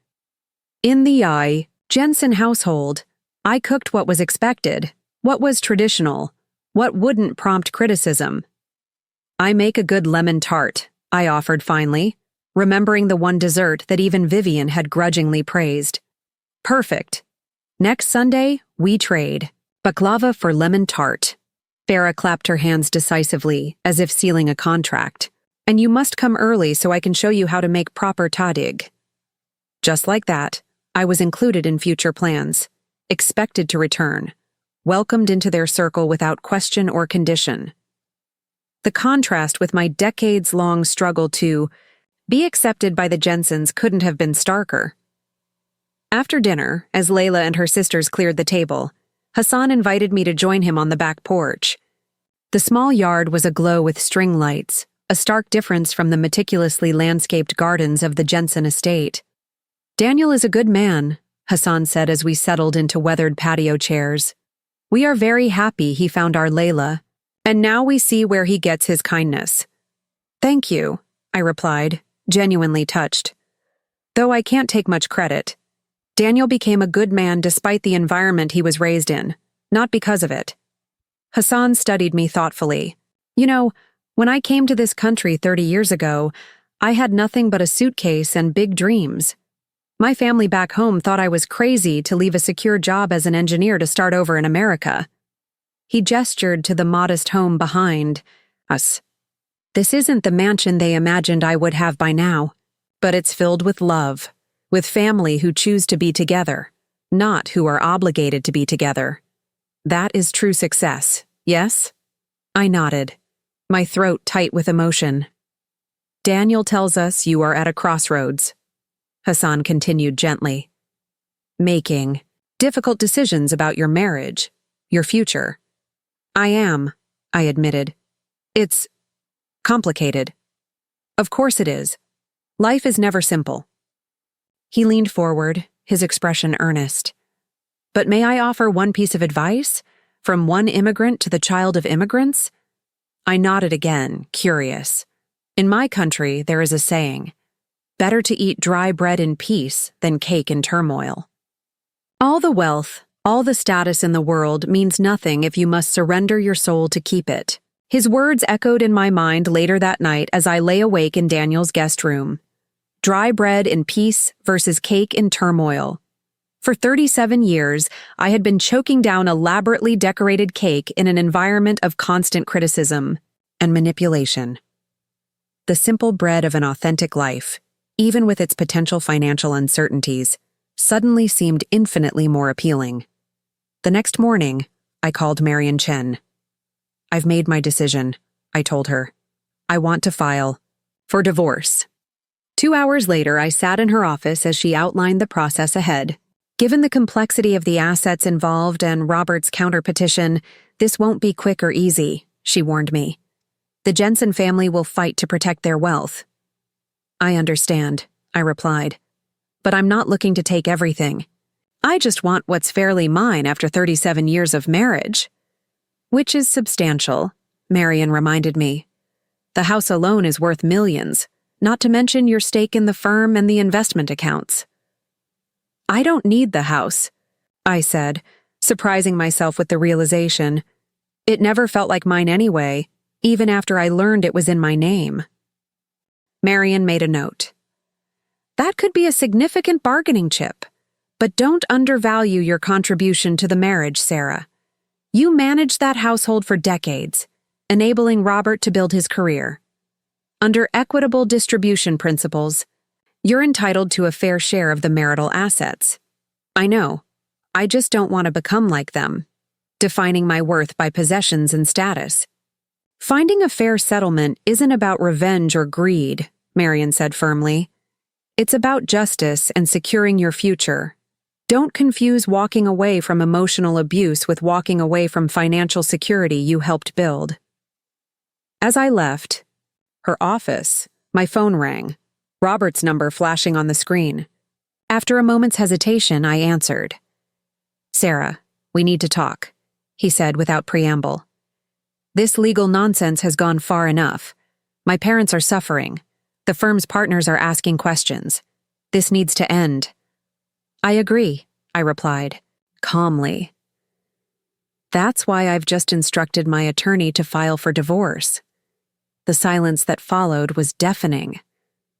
"Divorce?" he finally echoed, disbelief evident in his voice. "After 37 years? Because of a few financial arrangements you didn't understand?" "This isn't about the financial arrangements, Robert. It's about 37 years of being treated as an accessory rather than a partner. It's about discovering that my husband has been systematically lying to me for decades. It's about finally recognizing that I deserve better." "You're being ridiculous," he snapped. "Where will you even go? What will you do? You've never lived alone, never supported yourself." His words were meant to frighten me back into compliance, but instead, they strengthened my resolve. "I'm staying with Daniel for now. I'm working at a bakery, and I'm discovering that I'm entirely capable of building a life without the great Robert Jensen directing my every move." "A bakery?" His laugh was coldly dismissive. "Playing at being a shop girl at your age? Is that what this midlife crisis is about? Some pathetic attempt to recapture your youth?" "No, Robert. It's about reclaiming the future that was taken from me when I married into a family that saw me as nothing more than a convenient household manager with a useful legal name." "You'll regret this," he warned, his voice hardening. "When the reality sets in, when you're living in some tiny apartment, working for minimum wage, with no status, no security, you'll come crawling back." "Goodbye, Robert," I said firmly, ending the call before he could respond. Instead of returning to Daniel's apartment, I drove to a real estate office I'd researched online. The agent, a middle-aged woman named Gloria, greeted me warmly. "Mrs. Jensen? I'm Gloria Patterson. How can I help you today?" "Please, call me Sarah," I insisted. "I'm looking for an apartment, something small but comfortable, in a walkable neighborhood. Perhaps near Riverside Drive." Gloria nodded, making notes. "Budget range?" I hesitated, the question highlighting how little I knew about managing my own finances after decades of living on an allowance determined by Robert. "I'm not entirely sure yet. My financial situation is in flux due to a pending divorce, but I'm employed and my attorney assures me I'll have a reasonable settlement." To her credit, Gloria didn't flinch at my unusual circumstances. "I understand. Let's start by looking at a few options in different price points. and you can get a feel for what's available. By the end of the afternoon, I had toured 3 apartments. The first was too reminiscent of the Jensen aesthetic, all stainless steel and cold minimalism. The second felt cramped and dark, but the third, a sun-filled 1-bedroom in a converted textile factory with exposed brick walls and tall windows, immediately felt right. "The building has a shared rooftop garden," Gloria explained as we walked through the space. "The previous tenant planted herbs and flowers in that corner section." I peered out the window at the little garden plot, already imagining the herbs I could grow for my baking. "It's perfect." "The rent is $1,800 per month," Gloria said, watching my reaction carefully. "Plus utilities. Is that within your range?" The amount seemed simultaneously enormous and trivial. Enormous compared to the personal spending allowance Robert had granted me for decades. Trivial compared to the massive assets Marion had informed me were legally mine. Yes, I decided. I can manage that. Wonderful. I'll draw up the application. The landlord will want proof of income and references, of course. My heart sank slightly. My employment is very recent, and I'm not sure what references I can provide, given my circumstances. Gloria considered this. A larger security deposit might help, or perhaps a co-signer. Does your son have established credit? I'd rather not involve Daniel that way, I said quickly, but I may have another option. That evening, I called Marion Chen again. "I need a favor," I explained. "I've found an apartment I want to rent, but I have no rental history, no credit history in my name, and only a part-time job at the moment." "That shouldn't be a problem," Marion assured me. "We can provide financial documentation showing your assets and pending settlement. Most landlords will accept that, especially with a larger security deposit." "Thank you," I said, relieved. "There's one more thing. I'd like to access some of my funds, the ones Robert can't touch due to the protective orders we filed. Is that possible?" "Absolutely. The investment account in your name should be accessible to you. I'll send instructions tomorrow. How much?" "Do you need?" I calculated quickly. Rent, security deposit, basic furniture. "Perhaps $15,000 to start?" "I'll make it happen," Marion promised. As I ended the call, I felt a curious mixture of terror and exhilaration. After decades of being financially dependent on Robert, of never making a significant purchase without his approval, I was preparing to rent an apartment and furnish it entirely on my own. The next morning brought another development. I arrived at Bluebird Bakery to find Emma waiting with an unusual expression, part excitement, part hesitation. "I have a proposition for you," she said, pulling me into the empty cafe before opening hours.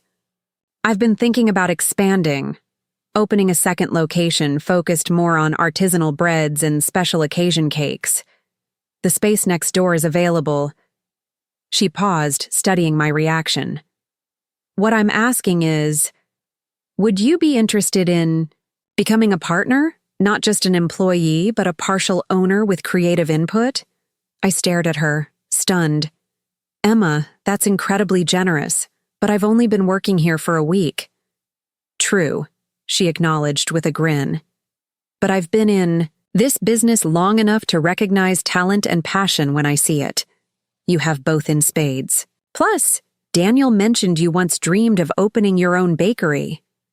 "He told you that?" "He might have mentioned it when he came in for coffee yesterday," Emma admitted.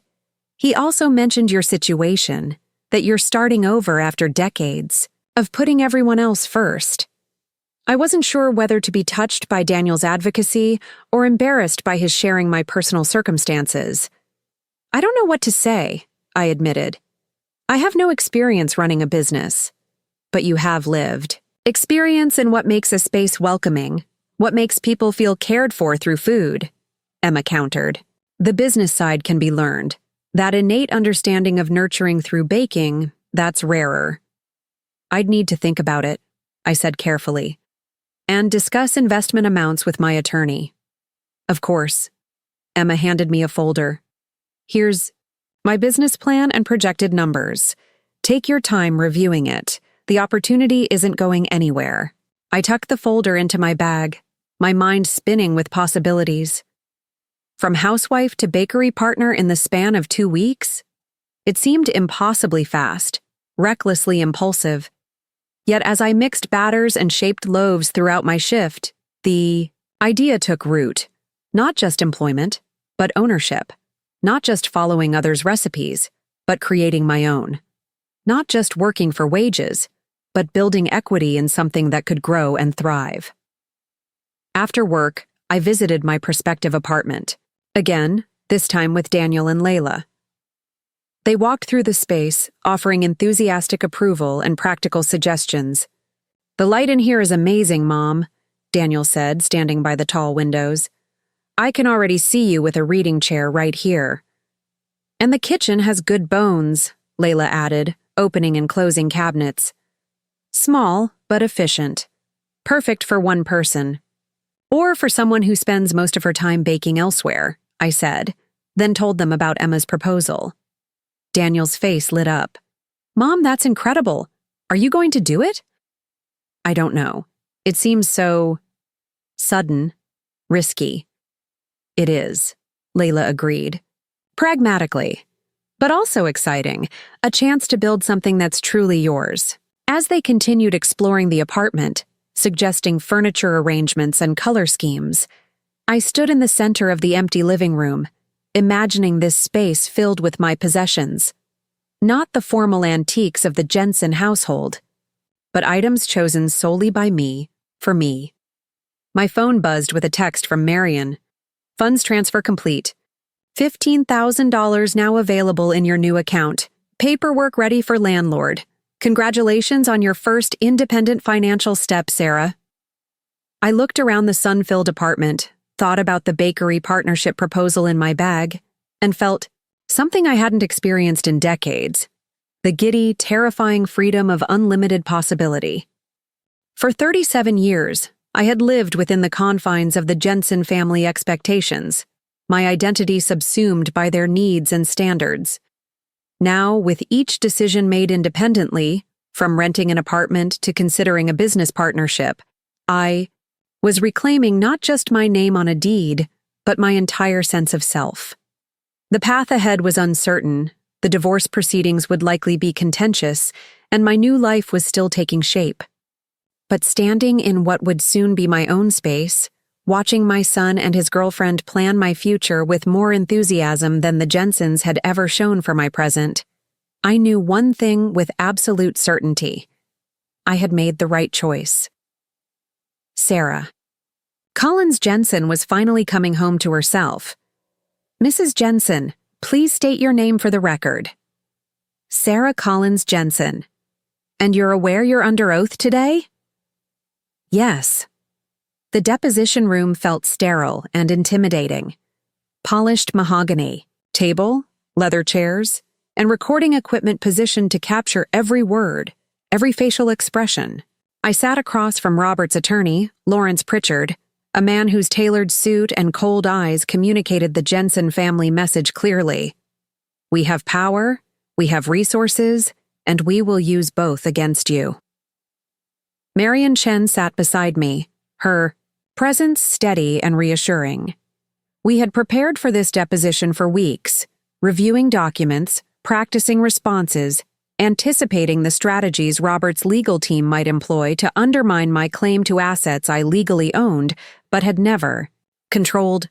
"Mrs. Jensen," Pritchard began, his voice deceptively cordial, "could you please describe your educational background?" "I completed high school. I took some community college courses in business administration but didn't complete a degree. And your employment history prior to your marriage to Robert Jensen?" "I worked as a sales assistant at Miller's department store for 3 years, and briefly as a baker's assistant at Parkside Bakery." Pritchard nodded, making a show of noting this information. "No professional certifications? No specialized training?" "No." "And during your marriage to Mr. Jensen, did you maintain employment outside the home?" "No."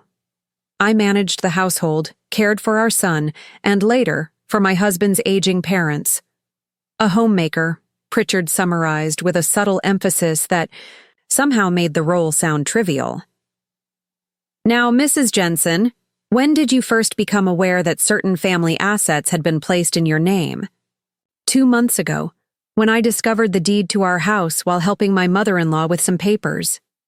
And in the 25 years prior to this discovery, you never once inquired about property ownership, investment accounts, or business. Holdings? Marian interjected smoothly. Objection. That question assumes facts not in evidence and mischaracterizes the nature of the Jensen family's financial management. Pritchard smiled thinly. I'll rephrase. Mrs. Jensen, did you ever ask your husband about family finances during your marriage? Yes, of course. I managed the household accounts, paid the bills Robert approved, and followed the budget he established. But you never specifically asked about property titles or investment accounts? When I asked broader financial questions, Robert always said he was handling it, and I shouldn't worry. And you accepted that answer? For 25 years? I felt a flush of embarrassment creep up my neck. Put this way, my compliance sounded like willful ignorance. I trusted my husband, I said simply. That trust was misplaced. Pritchard shifted. Tactics. Mrs. Jensen, would you describe your lifestyle during your marriage as comfortable? Yes. You lived in a historic home in an exclusive neighborhood, correct? Yes. Employed household staff? Drove luxury vehicles? Attended social events with the city's elite?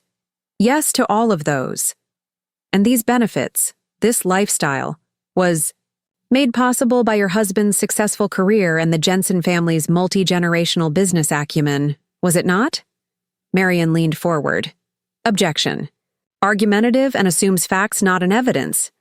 Mrs. Jensen's labor in the home contributed significantly to enabling her husband's career success. Pritchard waved a dismissive hand. Let me be more direct.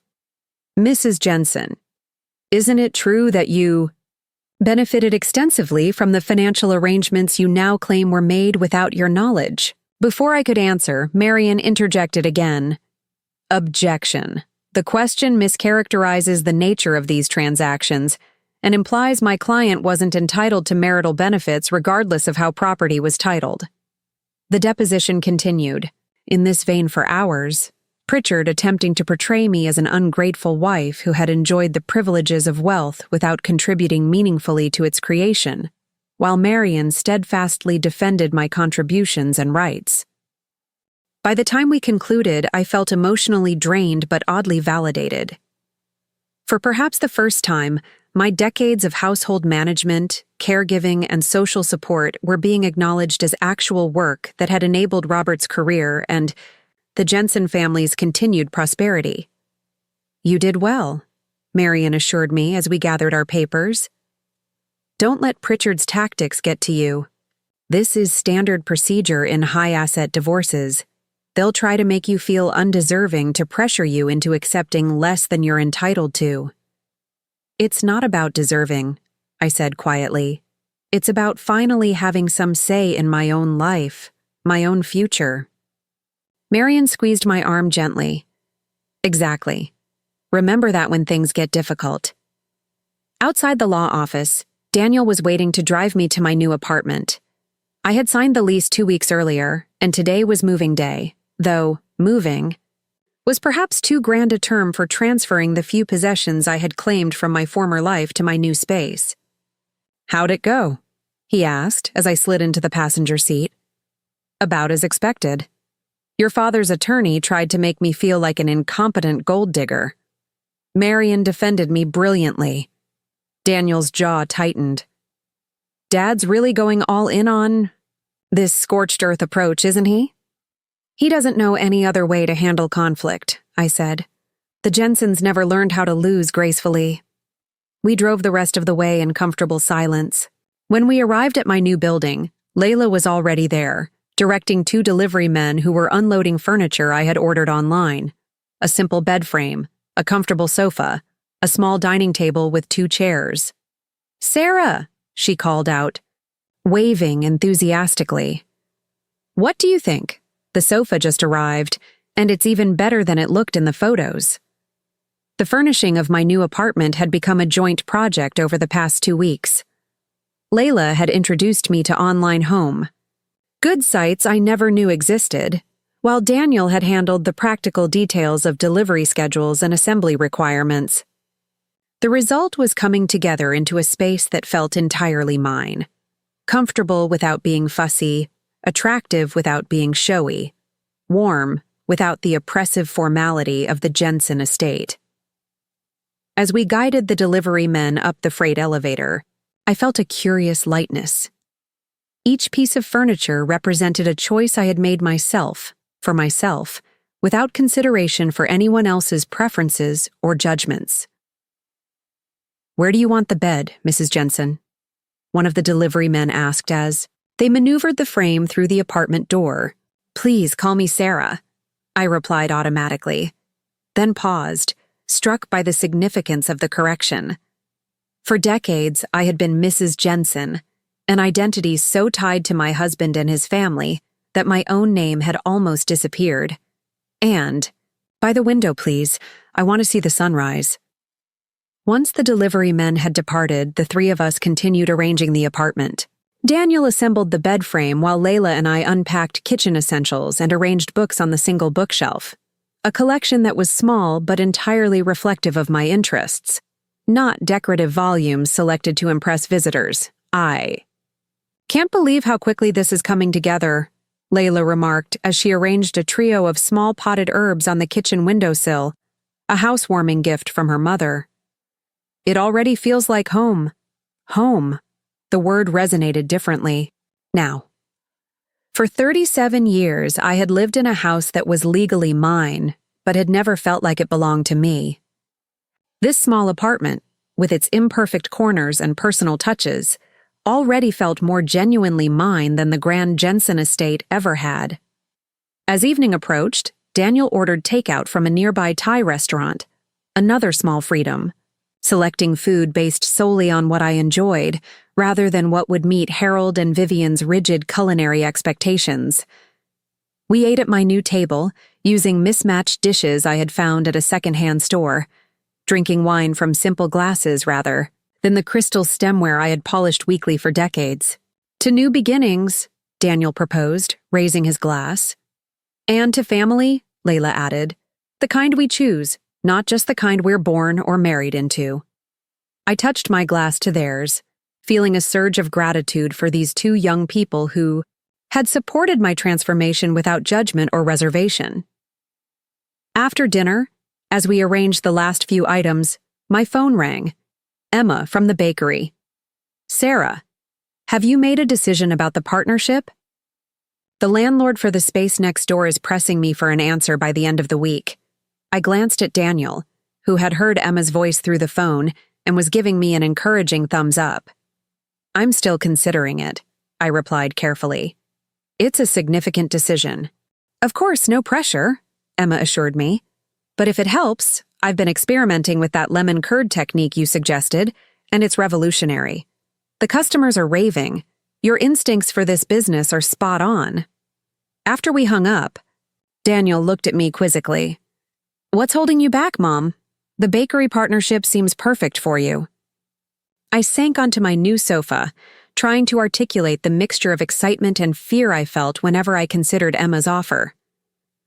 "It's a big financial commitment," I began.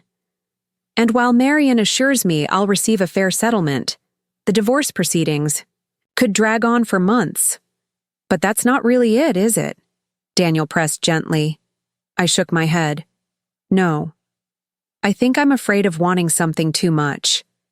For so long, I trained myself not to want things for myself, not to dream too big or hope too earnestly. It was easier that way, less disappointing." Layla sat beside me, her expression thoughtful.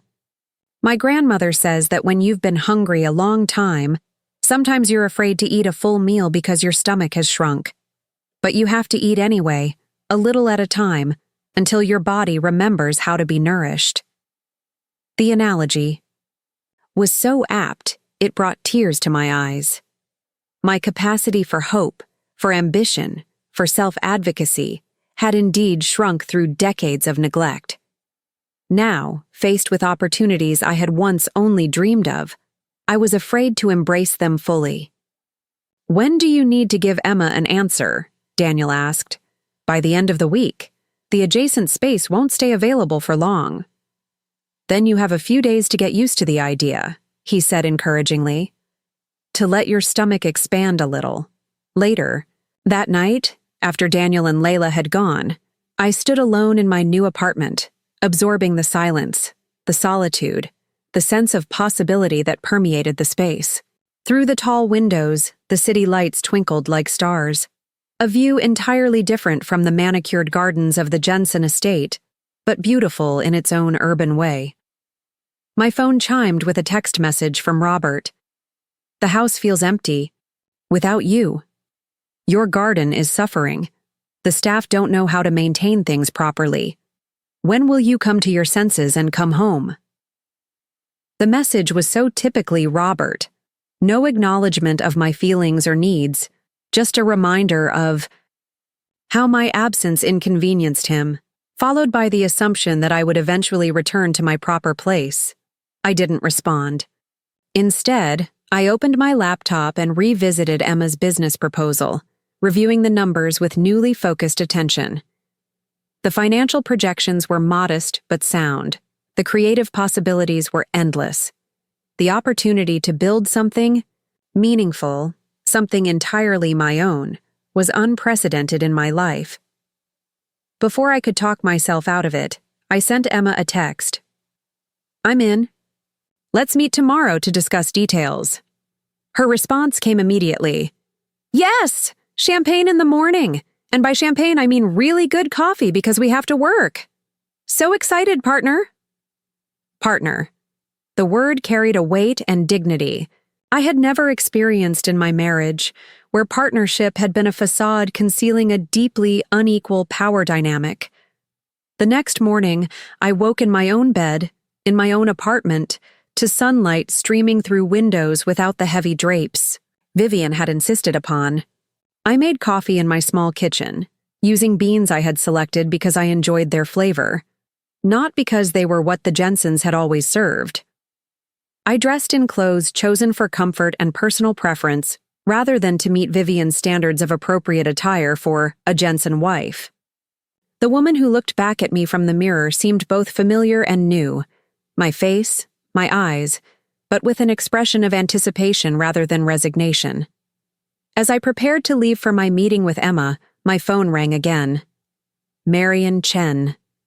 "Sarah, I've just received a settlement offer from Robert's team," she said without preamble. "It's interesting." "What are they proposing?" "They're offering to let you keep the main property and $1 million from the investment accounts, plus a small monthly stipend. In exchange, you would relinquish all claims to the family home, your ownership stake in the firm, and the remaining investment accounts." I did the mental calculation quickly. "So they want me to give up approximately $7 million in assets in exchange for about $2 million? "That's correct.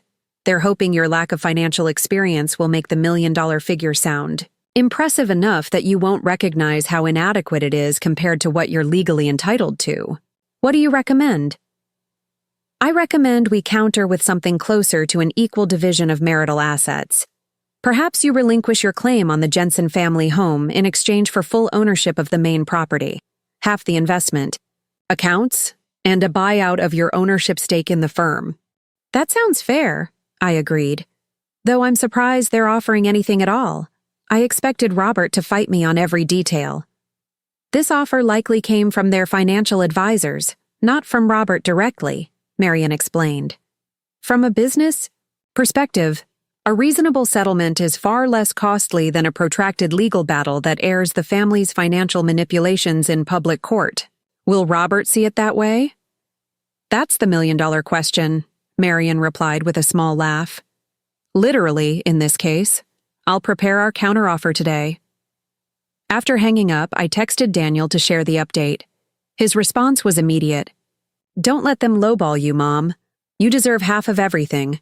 More, considering what you put up with for 37 years. His support warmed me as I headed to Bluebird Bakery for my meeting with Emma. The morning was bright, the air crisp with early autumn sharpness. I walked the few blocks from my apartment to the bakery, another small freedom I was learning to appreciate, the ability to move through the world on my own schedule, at my own pace. Emma was waiting with blueprints spread across a table in the empty cafe. "Partner," she called out cheerfully. "Come see the preliminary designs for Bluebird East." For the next 2 hours, we discussed layouts, equipment needs, menu concepts, and financial projections. Emma had already secured preliminary approval from the bank for a business expansion loan, which would cover 70% of the startup costs. My investment would cover the remainder. "We'll need to formalize our partnership agreement," Emma explained. "My attorney can draft something, or we can work with yours if you prefer." "Let's have Marian review it," I decided. "She's handling all my legal matters now, and she's very thorough." "Perfect." Emma rolled up the blueprints. "Now, about the name. I was thinking Bluebird East keeps the brand consistency, but I'm open to other ideas." I hesitated, then offered the suggestion that had been forming in my mind. "What about Sarah's at Bluebird? It maintains the connection to your established brand but gives the new location its own identity." Emma's face lit up. "Sarah's at Bluebird. I love it. It's perfect, personal, welcoming, distinct while still connected." She studied me for a moment. "You know, when you first started working here, you seemed almost afraid to make suggestions or express preferences. Now you're naming a bakery after yourself. That's quite an evolution in just a few weeks." Her observation startled me. Had I changed that much? That quickly? Or was I simply allowing my true self to emerge after decades of careful suppression? "I'm reclaiming pieces of myself," I explained. "Remembering who I was before I became Mrs. Robert Jensen." Emma nodded thoughtfully. "Well, I like Sarah Collins Jensen very much. She makes exceptional pastry and has excellent business instincts." As we continued our planning session, I felt a growing excitement that was both familiar and new. The resurrection of dreams I had abandoned decades ago, now transformed by experience and hardship into something more grounded, more resilient. By the time I left the bakery, preliminary partnership agreement in hand, the afternoon was fading into early evening. Rather than returning directly to my apartment, I took a detour through a small neighborhood park, finding an empty bench where I could sit and absorb the day's developments. My phone chimed with a text from Marian. "Counter offer delivered. Robert's team says they'll respond within 48 hours. Another text followed. This one from Layla. "Mom just pulled the baklava from the oven. She says to remind you about Sunday's dessert exchange. No pressure, but there may be a cousin visiting. From Lebanon who's single and owns a bookstore." I smiled at Layla's gentle matchmaking. The idea of dating again after 37 years of marriage hadn't even crossed my mind. Yet the casual mention didn't provoke anxiety as it might have even a few weeks ago. Instead, it registered as simply another possibility in a life suddenly rich with options. As dusk settled over the park, I watched families gathering children, couples walking hand in hand, solitary individuals like myself enjoying the peaceful transition from day to evening. All of us moving through the world according to our own rhythms, our own choices. My phone rang once more. Robert again. This time I decided to answer. "Yes?" "Sarah." His voice sounded strained, less commanding than usual. "I just received the counteroffer from your attorney. It's completely unreasonable." "It's equitable, Robert. Half of what we built together." "What? We built?" He couldn't quite hide his incredulity. "I built the business. I maintained the family legacy. You kept house. The dismissive characterization of my life's work would have wounded me deeply just months ago. Now it merely confirmed what I already knew about how Robert valued, or rather failed to value my contributions to our marriage. If that's how you see it, perhaps we should let the courts decide what's fair, I replied calmly. I'm sure they'll be interested in how you transferred millions in assets to my name without my knowledge or consent, then maintained control of those assets for decades. His silence spoke volumes. Finally, he sighed heavily. What do you want, Sarah? Really? The question caught me off guard. In all our years together, Robert had rarely asked what I wanted. Not about important matters, not with any genuine interest. In my answer, I want what's rightfully mine, I said after a moment, not out of greed or vengeance, but because I earned it through 37 years of supporting you, caring for your parents, and maintaining your household while you built your career. And if I agree to your terms, what then? Will you come? Home. The word home hung between us, its meaning transformed. The Jensen estate had never truly been my home, despite the deed in my name. My new apartment, small and still sparsely furnished, already felt more genuinely mine. No, Robert, I'm not coming back. That chapter of my life is closed. Because of some financial arrangements you didn't understand? His voice held a note of genuine confusion. We could have worked through that. You didn't need to blow up our entire marriage. The financial deception was just the catalyst, Robert. The real issues run much deeper, decades deeper.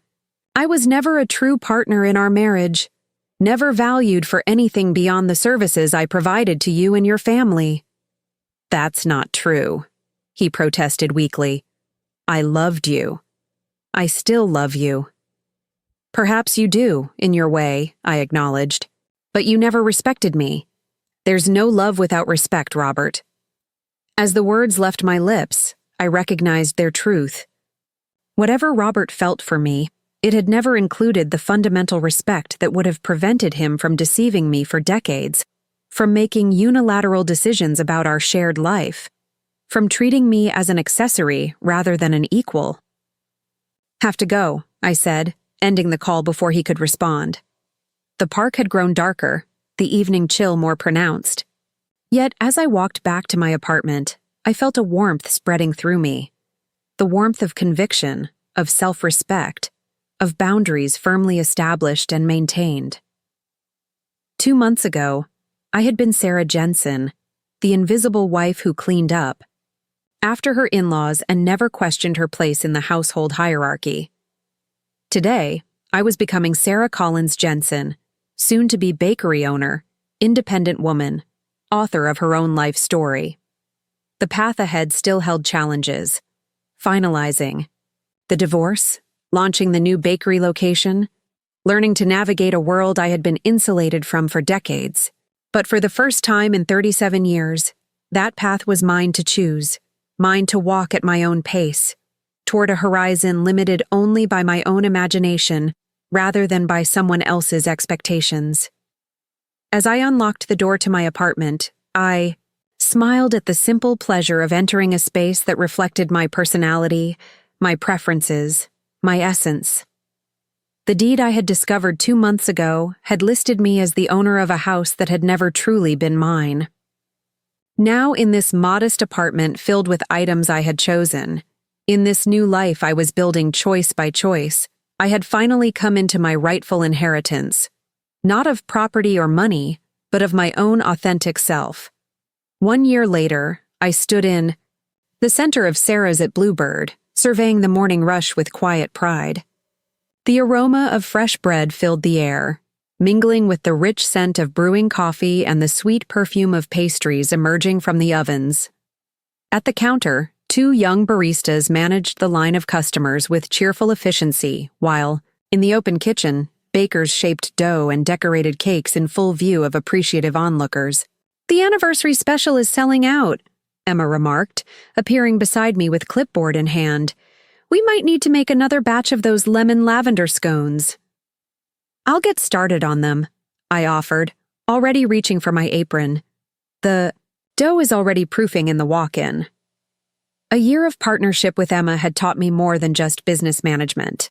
I had discovered a capacity for decision-making, for creative problem-solving, for leadership that had lain dormant during my decades as Mrs. Robert Jensen.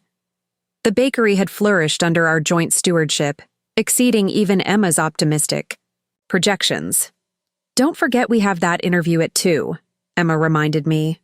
"Local Business Quarterly wants photos of both of us for their Women Entrepreneurs feature." I nodded, still slightly bemused by the attention our success had attracted. Last month, the city's major newspaper had run a profile calling me a late-blooming business maven who proves it's never too late to reinvent yourself. The article had prompted a flood of messages from women in similar situations, long married, deeply unhappy, afraid to start over. I responded to each one personally, sharing what I had learned during my own journey to independence. Some merely needed encouragement. Others sought practical advice about financial separation or career opportunities for women with decades-long gaps in their employment history. I found myself becoming an unexpected mentor to women traversing the same difficult terrain I had navigated a year earlier. As I shaped scones with practiced hands, I thought about how much had changed since that fateful day when I discovered the deed in my name. The divorce had been finalized 6 months ago, with terms that largely reflected my counteroffer: the main property, half the investment accounts, and a buyout of my ownership stake in Jensen Architecture. Robert had fought the settlement initially, vacillating between angry threats and maudlin appeals to our shared history. In the end, pragmatism prevailed. His attorneys convinced him that a protracted legal battle would only damage the firm's reputation and deplete the very assets he was trying to protect. Harold Jensen had not lived to see the divorce finalized. He passed away 4 months into the proceedings, his final days spent in a hospice facility with professional care far superior to what I could have provided. I attended the funeral, standing at a respectful distance as the Jensen family performed, their public grief with appropriate dignity. Robert had seemed genuinely moved when I approached him after the service to offer condolences. For a brief moment, I glimpsed the man I had once loved. Vulnerable, human, stripped of the Jensen family armor he usually wore. "He respected you, you know," Robert said quietly. "In his way." "And I respected him," I replied, meaning it. Harold Jensen had been a difficult, demanding man, but he had also built something substantial, something that had provided for his family for generations, even if that provision had come with invisible strings attached. Vivian, by contrast, had never softened toward me. After Harold's death, she moved to a luxury retirement community where, according to Daniel, she maintained the Jensen family mythology with undiminished fervor. In her narrative, I was the ungrateful wife who had abandoned my responsibilities and broken her son's heart, a version of events that bore little resemblance to reality, but provided her the comfort of familiar grievances. Finished shaping the scones and slid them into the oven just as the bell above the bakery door chimed, announcing a new customer. Looking up, I was surprised to see Patricia Winters, Robert's former executive assistant, standing at the counter. "Mrs. Jensen," she greeted me as I approached. "Or do you prefer Ms. Collins now?" "Sarah is fine," I replied, genuinely pleased to see her. "What brings you to our neighborhood?" "I had a meeting nearby and remembered Daniel mentioning your bakery." She glanced around appreciatively. "It's lovely. So warm and inviting." "Thank you. Would you like some coffee?" "On the house." Over coffee and fresh scones, Patricia shared news of Jensen Architecture. After my departure and subsequent divorce, the firm had undergone significant changes. Robert had stepped back from day-to-day operations, ostensibly to focus on creative direction, but in reality, according to Patricia, because the partners had lost confidence in his leadership. "The financial maneuvering your divorce uncovered made a lot of people nervous," she explained. "Several key clients asked pointed questions about the firm's stability and ethics." I never intended to damage the business, I said truthfully. I just wanted what was rightfully mine. Patricia nodded. And you deserved it. But it forced some necessary changes. The firm is actually healthier now, more transparent, more collaborative. She hesitated, then added, Robert hasn't adjusted well, though. He seems lost. I felt a complex mixture of emotions, a twinge of sympathy for the man I had once loved, satisfaction that the firm's problematic practices had been addressed, regret that it had required such a painful rupture. And you? I asked. How are you doing? Patricia's expression brightened. Actually, that's part of why I wanted to stop by. I've been promoted to Chief Operating Officer, the first woman in the firm's history to hold an executive position. That's wonderful, I said, genuinely happy for her. Congratulations. Thank you. And I owe you some gratitude as well. Your situation, it made me look at my own professional boundaries differently, made me realize I deserved more recognition, more authority. She smiled ruefully. Watching you stand up for yourself gave me courage to do the same. After Patricia left, I returned to the kitchen, reflecting on the unpredictable ripple effects of my decisions. When I had first confronted Robert about the deed, I had been thinking only of my own dignity, my own rights. I never imagined that my personal stand might inspire others to reassess their own circumstances. The afternoon passed in a pleasant blur of baking, customer interactions, and the interview with local business quarterly. The photographer captured Emma and me in our element, flower-dusted, laughing, surrounded by the fruits of our labor and creativity. As closing time approached, Daniel arrived with Layla and her parents, Farah and Hassan. They had become regular visitors to the bakery, with Farah and I maintaining a friendly culinary rivalry that had enriched both our repertoires. We come bearing news, Daniel announced as they settled at a corner table with coffee and the day's remaining pastries. He took Layla's hand, both of them practically glowing with excitement. We're engaged! Joyful congratulations erupted around the table. Farah dabbed at her eyes while Hassan clapped Daniel firmly on the shoulder. I embraced them both. My heart full. And we have something to ask you, Layla said, turning to me. Would you and my mother collaborate on the wedding cake? Something that represents both our families, both our traditions? The request touched me deeply. I would be honored, I said, already envisioning a creation that would blend Farah's expertise in Middle Eastern sweets with my newfound confidence in European-style pastry.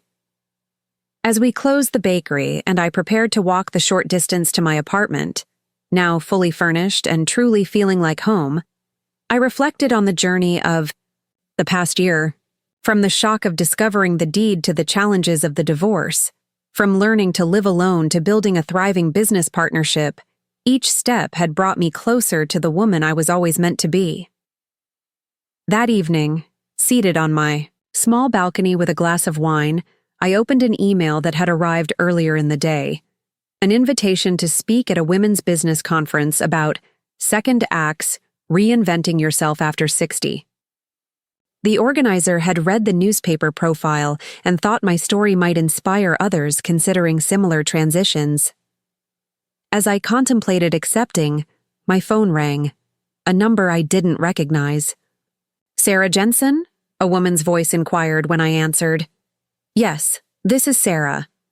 My name is Eleanor Phillips. You don't know me, but I read about you in the paper last month. She paused, seeming to gather courage.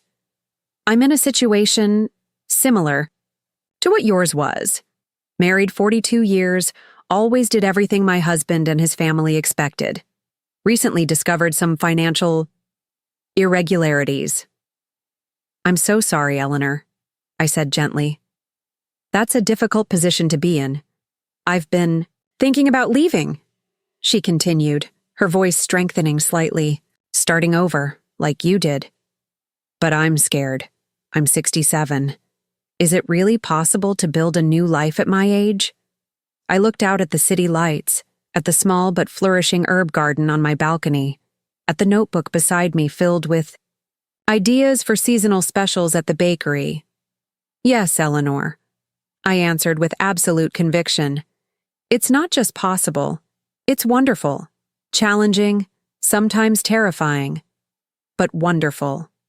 We talked for nearly an hour, this stranger and I, connected by shared experience and the universal desire for dignity, for purpose, for self-determination. By the time we hung up, Eleanor had the name of a good attorney and a promise from me to meet for coffee the following week. I returned to the conference invitation and clicked accept, feeling a sense of rightness, of coming full circle. A year ago, I had been a woman who discovered that the house she cleaned didn't just contain her name on a deed, it contained the seeds of her liberation. Now, I could help others find their own paths to freedom. The night was mild, the spring air fragrant with blooming trees and possibility. From my balcony, I could just glimpse the lights of Sarah's at Bluebird, a beacon of my new identity. In the distance lay the neighborhood where the Jensen estate stood, a place that had confined me for decades but ultimately set me free through the very document meant to exploit me. I raised my glass in a silent toast, to Eleanor and women like her, to Daniel and Layla's future, to Emma and our partnership, and most importantly, to myself. Not Sarah Jensen, the invisible wife, but Sarah Collins Jensen, the woman who had found her voice, her purpose, and her home within herself. For 37 years, I had spent my life cleaning after my in-laws, maintaining their home, upholding their standards, preserving their dignity. Then, I found the deed in my name, and with it, the key to my own life. A life that, even beginning, in its 7th decade, stretched before me with a brightness and promise I had never dared to imagine. It wasn't too late. It's never too late.